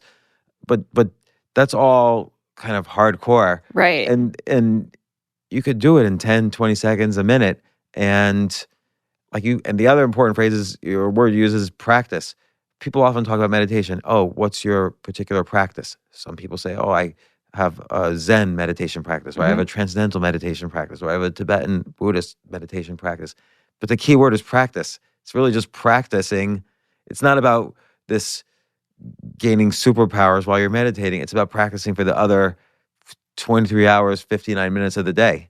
Right. I can't tell you how many people come into my therapy office and say, well, I'm not good at it. Yeah. Like, well, of course you're not good at it. You're not supposed to be good at it. It's a skill you have to learn, and that just means you need more practice, and you keep practicing, and that you don't have to be harsh and think, gosh, my mind wanders when I try to meditate, or I can't focus for more than 10 seconds. That's fine. Just keep working on it. Yeah. The other thing is it's really boring. Right. Like meditation for an hour is super boring. Right. And painful, depending on how you do it. Right. And our fast-paced world, we're used to so much going on all at once, and you take all that away and you think, whoa, what do I do now? Yeah. So I think that's really important. Let me see. There's so many things here I've got underlined. Hold on. I'm gathering my thoughts. Oh, this is in the silent one. Oh, this is super important, and this is a common theme among many of the podcast guests. They don't blame themselves when something goes wrong. I love this chapter. Like, on the one, and I wanted to ask you about, because on the one hand, you have to take ownership, right, when things go wrong. You can't blame other people either, necessarily. Like, I remember when the internet stocks burst in 2001 or whenever, people encouraged me, like, oh, you should sue your stock. Everyone's suing their stockbroker. You'll get some money back. And I considered it for about a half a second, but then I said to myself, it's not really honest. Like, I made all the decisions to buy these stocks, and I got to take ownership of my own grief here. So that's a little bit opposite of, like I was blaming myself. So how do you deal with that? I think sometimes it's about figuring out what percentage is your responsibility. Sometimes I've sat down with clients before, and we actually kind of have a pie chart, like what percentage of this problem is actually due directly to your behavior. And, I'd have, let's say, a mom who would come in and say, my kid has ADHD. I drank a cup of coffee when I was 2 months pregnant, so clearly it's my fault that my child has ADHD. And we would just, okay, well, rationally, let's figure out what's the likelihood that one cup of coffee and the caffeine caused your child's ADHD, 100%, 90%, 50%. But that's an Or extreme area because, like, I could just listen to that and say, obviously, one cup of coffee didn't cause her child's ADHD. But what's something where that was like gray area? so maybe somebody would say, I guess if we went back to the parenting thing, they have a kid with a behavior problem. And maybe it's a single parent who says, I didn't give my child much attention for the last however many years because I've been working. So maybe my child does feel kind of neglected. So then we sit down and we figure out, well, what's the actual responsibility? Or in a failed marriage, well, how much of that is your fault? Maybe it is 75%. Maybe somebody said, okay, I cheated. So maybe it's 95%. And that's okay if that's really how much it is. And I think just talking about it sometimes, again, that's where externalizing it is helpful. If somebody else came to me and said, this is what happened, how much blame would I tell them they should take? Maybe it's 50%. And to know that when you do, let's say it's 95%, maybe it's 100% your fault because you really messed up on something, then what are you going to do about it? One of the things that we know is when people tend to blame themselves too much is that they blame their character rather than their behavior. So they say, I'm a bad person because I messed up, rather than saying, I'm an okay person, but I messed up. Because we know when you blame your character, then moving forward, you don't feel like there's any hope for redemption or that you can't do anything different, that you aren't going to make better choices. And in the book, I talk about sort of one of those examples of a mom who didn't believe her kids when they said they were abused by their stepdad. And she's right. She messed up and it was a terrible thing. But if she spent the rest of her life stuck in this cycle of toxic self-blame, she'd probably never be a nice person. Because if you think I'm a bad person, then you're not going to, when you see an opportunity to do something good, you don't take it, or you don't go out there, and you can never make up for it. But Also, she's just not going to have a good life. And she Right. still deserves to have a good life going forward. Right. And so I think when you recognize, all right, I did mess up, what did you learn from it? How do you go forward? How do you recognize that you made a mistake, but you're not necessarily a bad person? So it's not necessarily about, assuming some of the blame and then someone else takes another part of the blame. It's sort of like, okay, maybe it's your fault and you take ownership of that, but now how do you move forward? Rather than just like being steeped in the blame. Because I think there's a lot of that now. We just want to point fingers at other people, or it's not all my fault, or this person did this, or I only made this mistake because of X, Y, and Z. And that's what everybody does. That's Right. the average behavior, I feel, is to blame someone else for your problems. And, to look at, am I looking for an explanation or an excuse? And there's a big difference. So if you're just looking for an explanation and accepting personal responsibility, that's helpful. But when you're just making an excuse and blaming external circumstances and other people, that's when it gets into the unhealthy territory. And now you've seen not only your own situation, but you've seen so many other people. And I think when you have clients, like when you're a therapist, you could see their change in behavior and how they're potentially following your advice or the advice of others or whatever. I think for yourself, it's harder to see because, yes, you could say, I'm improving, but I don't know what I would be like if I hadn't done these things. Like, let's say I take this book and I say, okay, well, I'm going to do everything in this book. And there's all these amazing exercises and all these problems that Amy's identified that I have that I could move past to be mentally stronger. And let's say I start doing these things and I feel like, oh, I'm a little mentally stronger. It's working. I still don't know how I would be if I hadn't done these exercises. So it's hard to sometimes measure the success of advice or self-help or Right. Someone else's experiences. Like I've had over 400 amazing people, including you 6 times on this podcast, and they all tell me amazing stories about how they've survived horrible situations and they became the best in the world at what they do. And I keep thinking to myself, should I be better than I am right now? Because I've heard from all the best people in the world. Like, I don't know. Like, how has it made me better? So I always try to figure this out because I'm doing this. I'm not a journalist. I'm doing this. I've asked you, all the questions I've asked you are problems I'm having. So, and that's what I do with every guest. And so I always try to wonder, what am I learning from all of these things? Am I actually putting these things into practice? But it's hard to measure. It is. And, when we talk about mental strength, it would be much easier, like physical strength, can I lift this many weights and am I getting better? If you have a trainer in a gym, you could measure it. Like, oh, okay, this week I did, this number of pounds. The next week it's this number of pounds plus 5 and so on. Right. So I wish we had a tool that would say, okay, I'm a little mentally stronger today than I was yesterday. We don't have that yet. But so I think it's just about just reflecting, and you have to evaluate in your own life. Am I doing a little bit better? And to take a look at last week, last month, last year. Are you handling situations better? Are you trying new things? Are you facing fears? To ask yourself those tough questions. I find for me, I probably handle tough situations a lot better. And not just since the beginning of this podcast, but since the beginning of my own process of trying to get over depression and grief and loss. And, ever since I started writing about this stuff, like about 10 years ago, I found I've gotten a lot better at dealing with tough situations, a lot better at learning new things and learning new skills. But I think the problem is because I've gotten better at these tough situations, I take on too many tough situations, knowing I can, handle it better. Right. The bar keeps going higher and higher and higher. And yeah, I don't actually, just deal with my tough situations and then keep on rolling happily. I bring on more tough situations until I'm overwhelmed again. Right. And so I think that's when it comes back to what's your definition of success?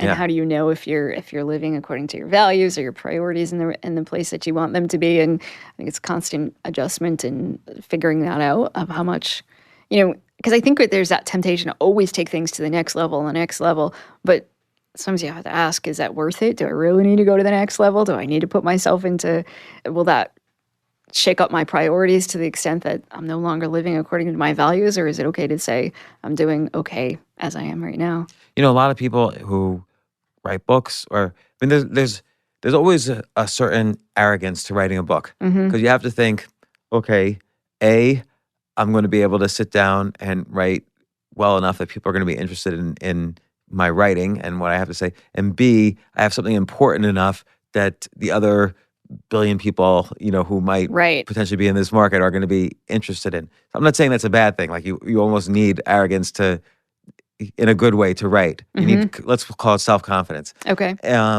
But then it's easy to get deluded into thinking, okay, well, I need big numbers for this to show that I'm having impact. And I always try to remind myself, no matter what your impact on the world is, and no matter how many goals you achieve, no one's going to remember them in a few generations. Nobody. Unless maybe now things are different because they look it all up on Instagram, but... And, and I think that's an important point. And then to know, all right, somebody that makes a big impact on the world, and we don't, years later, nobody remembers. So we think, well, if I have this little small snippet of information I put out there, then 100 years from now, is it going to be relevant? Is anybody going to know? And I think it helps put things in perspective, though, sometimes. So then what's my purpose in putting this information out there? Am I helping somebody today? You can't control what happens 100 years from now, but and just keeping things in perspective about what's important and how you want to live your life. I guess the healthy way is, and you've implied this, is that, okay, how do I want to live my life? Am I making an income? And perhaps the healthiest way to look at this is, I'm not trying to change 7 billion people. I'm trying to change maybe a handful of people and help them and have them say, oh, this book really helped me. And by getting it out there as wide as I can, within reason, I'll achieve, that's success. Right, and keeping in perspective what you can control. I wrote a book. I can't control what stores pick the book up or how many people buy it or how many languages it's in. But look at the kind of umbrella. Let's like take a broad definition of the industry of this book. Like, do you ever feel like, well, Dr. Phil sold 5 million copies of his books and he has 3 TV shows. I should be doing better than I am because I'm comparing myself to Dr. Phil and here's where I should be. Oh yeah, there's definitely those moments of, how come I'm not. I'm not criticizing Dr. Phil, by the way. I'm just right. Just saying he happens to be a sponsor of this podcast, so I want to say that, but his name came to mind. Right. And I think it's so easy. Obviously when Dr. Phil, he's had books come out at the same time as mine. Well, who's going to go on all the TV shows? They picked Dr. Phil over Amy Morin, of course, to be a guest to talk about his new book. And so, yeah, sometimes I have those moments of like, oh, what do I need to be doing differently? But then I just remember, I can't control all of those things. The best I can do is write a good book the best I can, and then whatever happens, happens. And so there's a lot of commonalities between the exercises. And again, each exercise is individually interesting. Like writing a kind letter to yourself is different than, learning from someone you're comparing yourself to.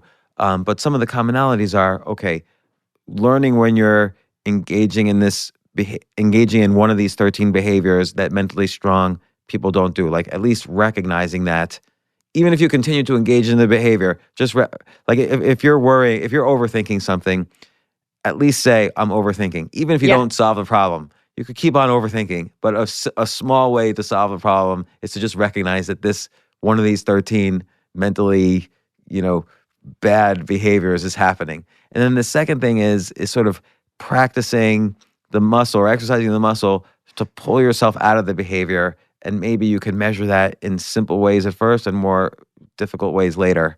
So those are commonalities in a lot of these exercises. Right. I just, for people to raise awareness, to have the language, I think when it comes to overthinking, sometimes people are like, I don't know, I worry a lot, or I tend to think, or I can't stop replaying stuff in my head. So there's just knowing, okay, that means it's overthinking. Being able to label it, recognize it, and then figure out, well, this is a choice. Is there something I could do differently?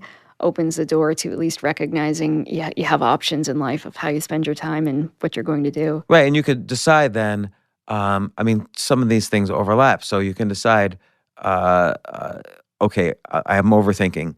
So I'm going to make an appointment with myself to overthink at 3 p.m.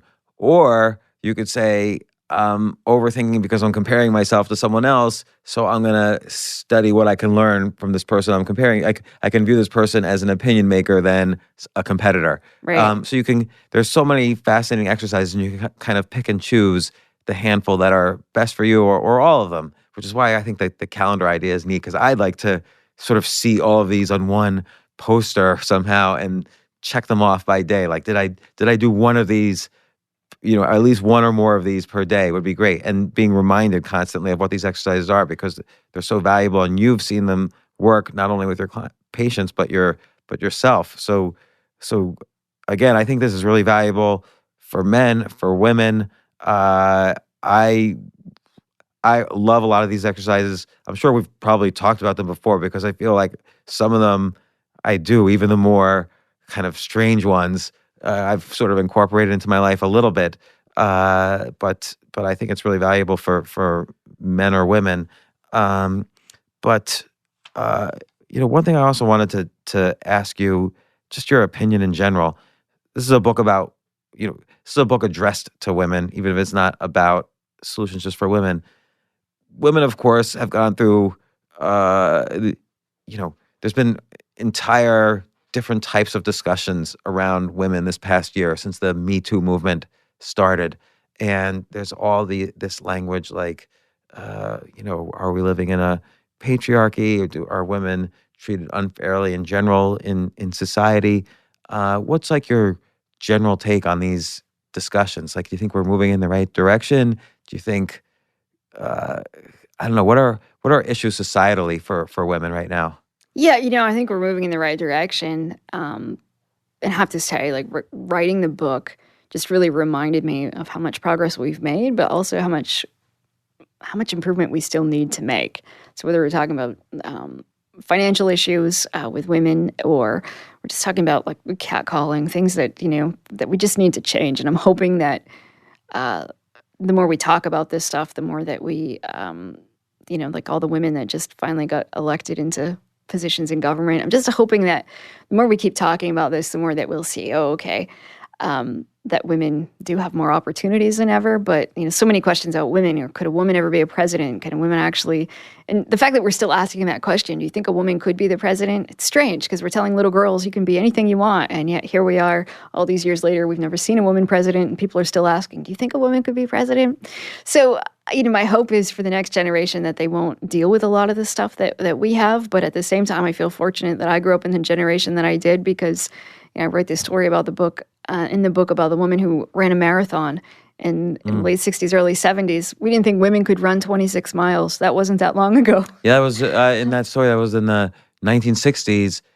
They literally tried to, in your story, they literally tried to kick her out of the marathon. Right. She started, and then like an official ran over to her. Was like, you can't do this. Like, why did they? And then And then I guess the guy who was responding to her complaint wrote, well, that's the rules, and she shouldn't have done this, and didn't really give like a smart answer. He gave like kind of a stupid answer.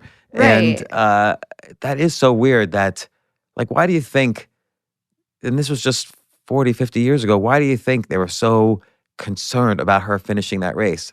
Right. It's just horrifying that we thought women their bodies couldn't handle running 26 miles, that somehow a man's could, but a woman's, I don't know. I don't know if they felt threatened by the fact that this woman was going to prove that, yeah, women could run a marathon too. Somehow they were personally insulted. And she said, it was Catherine Switzer, she said she got hate mail for years from people who were angry that she finished the race. It's so bizarre to think about now.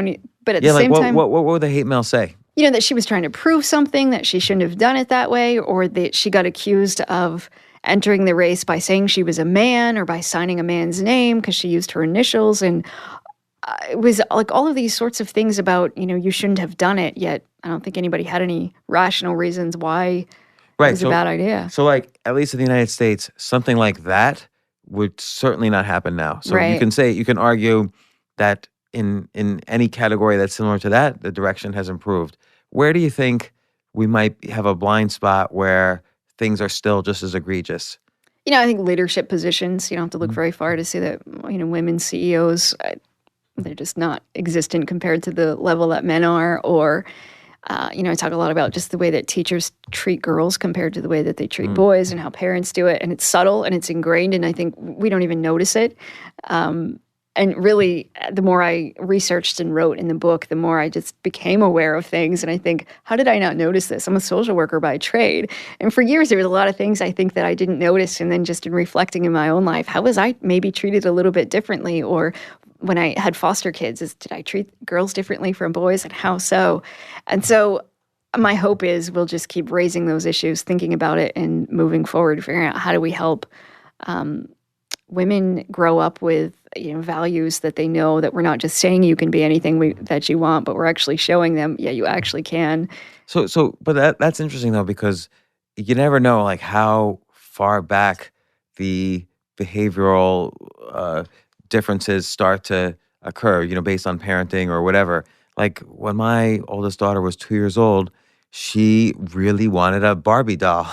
And why is that? Like, so I think the initial research was that just girls' brains are different. Right. And I think the research now is different, but I don't know what the latest on this is. I think we're figuring out that little boys and girls aren't as different as we thought, right? And like, okay, you don't have to give the girls pink, and you don't have to give them dolls. That if you give them other stuff, that maybe girls are interested in cars and trucks too. So I don't think we're there yet, though, with figuring out how much of this is cultural and how much of it is our influence on them. And my hope is we'll just keep figuring that out. And some of this has to be species, right? Because men are bigger in general. Right. And that's why I guess we don't fully know what happened 80,000 years ago, but men were supposedly hunters and women were gatherers. Right. And that's the common belief about the species. I don't know. I can't vouch to say if it's true or not, but that's what people seem to believe. So some stuff, there must be some differences between men and women, and how do we acknowledge that in society while still improving, the freedom and opportunities for women? And I think a lot of it comes down to just recognizing that we've set men up for success in a lot of ways in life. That sort of the gold standard is, let's say we talk about boasting about your skills, that men tend to. You said you don't necessarily do that, but we know in general, men, if they go into a job interview, are happy to overestimate their skills while women underestimate it. So just recognizing that maybe the person who brags the most about their skills isn't the right person for the job necessarily, just because they say they can do stuff. So I think just making some changes at the societal level of acknowledging some of the differences that we're seeing. And then, I hope for more women to figure out what kind of changes can you make in your life? How have you been socialized in certain ways that makes you exhibit some certain bad habits? What changes do you want to make? But for men to be more aware of it as well.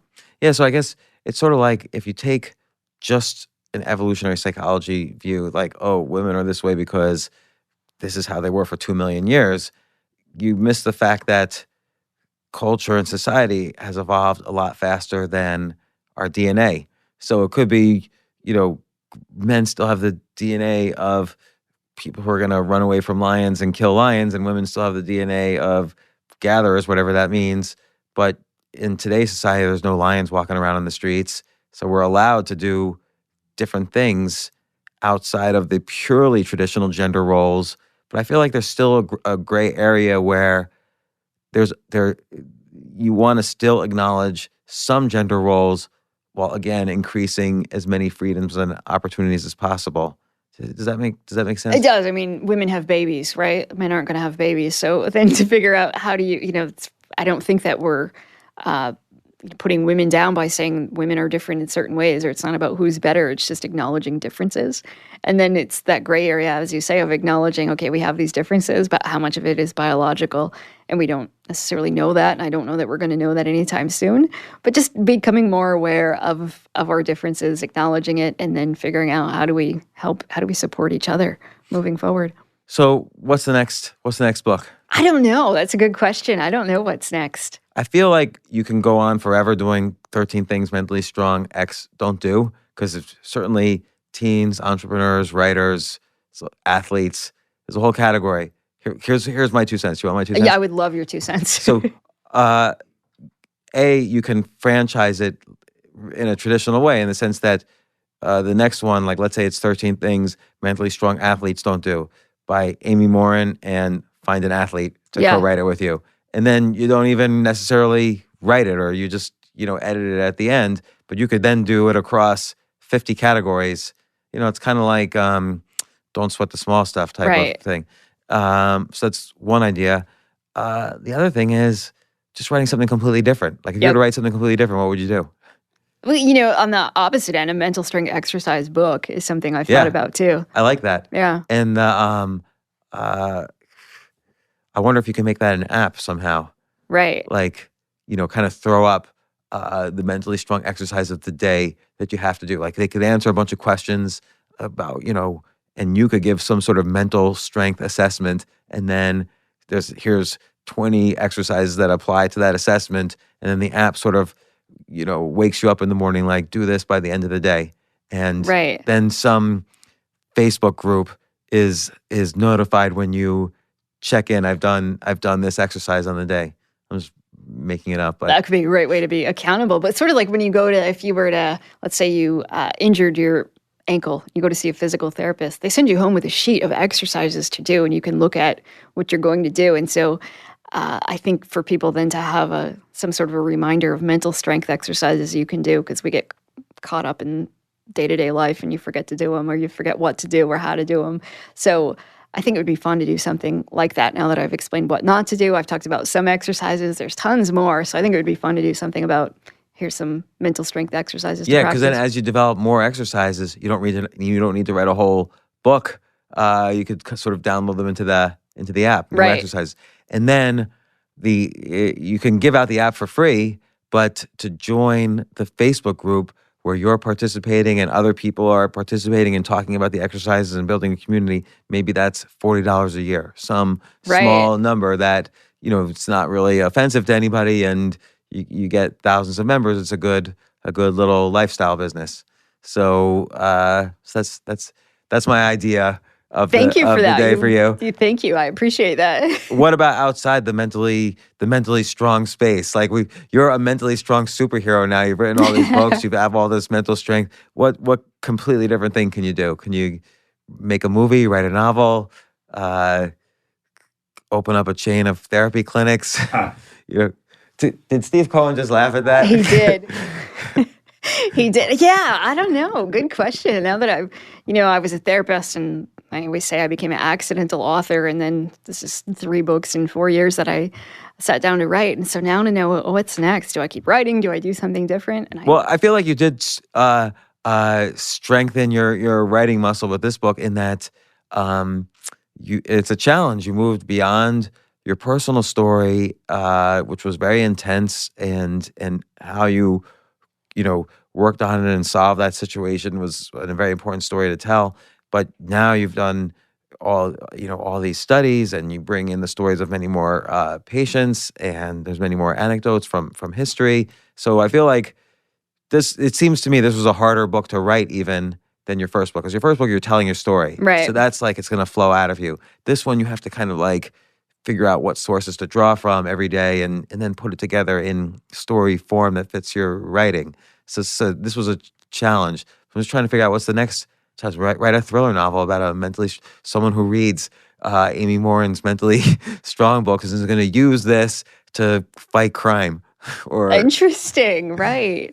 Well, one thing I've thought about doing is people who have read my stuff, I get tons of emails from people who share their stories with me, sort of like the Humans of New York, but people who say, I put this into practice and this is what happened in my life. Yeah, that's So I'd love great. to find a way to share people's stories now about how they became mentally stronger and what happened in their life, what they did, and what the results of that was. I would almost put all of those emails together and just self-publish it. Yeah, Because if you go with a publisher, they're going to take a year and, nothing against the publisher. Right. But this is just, they might not be as excited about that idea, so they might not want to give you an advance really.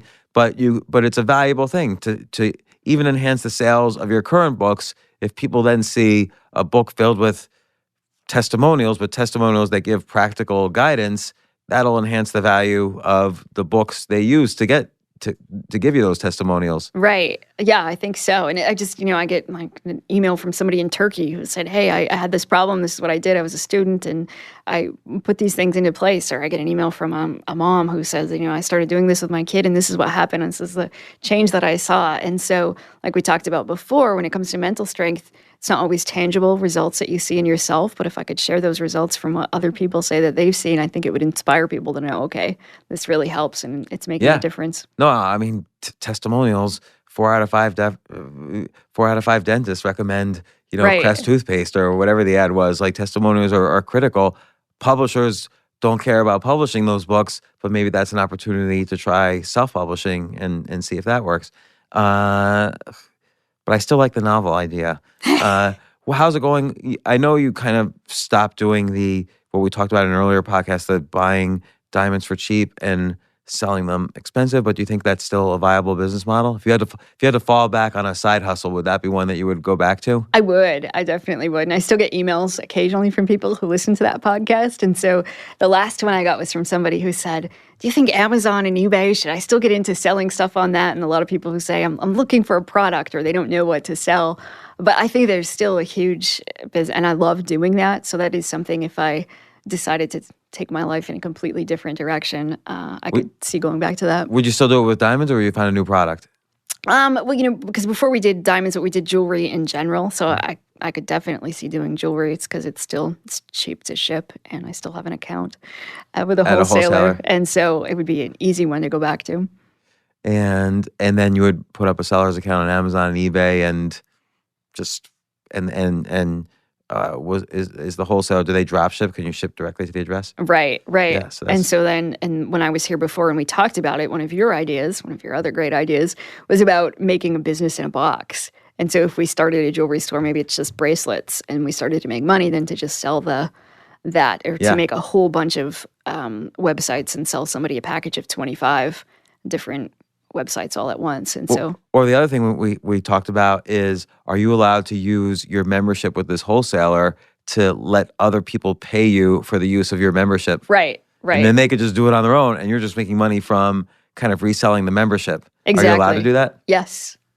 So that seems easy. You should do that. Yep. All right. Well, it's always great. Amy Morin, 13 Things Mentally Strong Women Don't Do. I'm not going to criticize the title. I know why you had to do the title. And there is a lot of the stories are very women specific. But I can tell you again, when I was reading 12 out of the 13 things, I thought to myself, this is exactly me. These are problems I have. So I'm just going to ask Amy questions that would help me solve my problems. And they were all related to issues mentally strong women don't do. So thank you for writing this book. I'm going to incorporate these things into my life once again. And I'm sure I will see you for the next podcast. Great. Thanks for having me back again. And I don't know, did we say this before the podcast or during? But you're the record breaker of most times you've been on the podcast. So congratulations. If I was going to break any record, I think that would be the one I would want. So. We got to get you a T-shirt or a mug or something. Excellent. I want the socks with your head on them that I saw you wearing once before. Yeah. Well, Steve Cohen is the expert on that. He's Great. Steve. Get it done. Yep, I Oh wait, got what is you want Picard? his face on it or you want... No, on James's head on my done. socks. Done deal. Wait, what does Picard say to number one? Engage. When they're going to warp factor 5 or whatever in Star Trek, the New Generation. Oh wow! Engage thrusters. Yeah, John coming in. Yeah, maybe. Set phasers. Thinking his presence count. So Steve, engage. I'll beam you up, Scotty. Great. That's all I know. All right, thanks again, Amy. Thank you. Thanks, Amy. That was fun.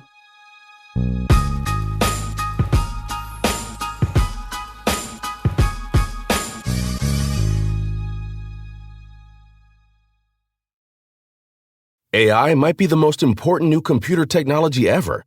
It's storming every industry and literally billions of dollars are being invested. So buckle up. The problem is that AI needs a lot of speed and processing power, so how do you compete without costs spiraling out of control? It's time to upgrade to the next generation of the cloud, Oracle Cloud Infrastructure, or OCI. OCI is a single platform for your infrastructure, database, application development, and AI needs. OCI has 4 to 8 times the bandwidth of other clouds, offers one consistent price instead of variable regional pricing, and of course, nobody does data better than Oracle. So now you can train your AI models at twice the speed and less than half the cost of other clouds. If you want to do more and spend less, like Uber, 8x8, and Databricks Mosaic, take a free test drive of OCI at oracle.com/advance. That's oracle.com/advance. oracle.com/advance.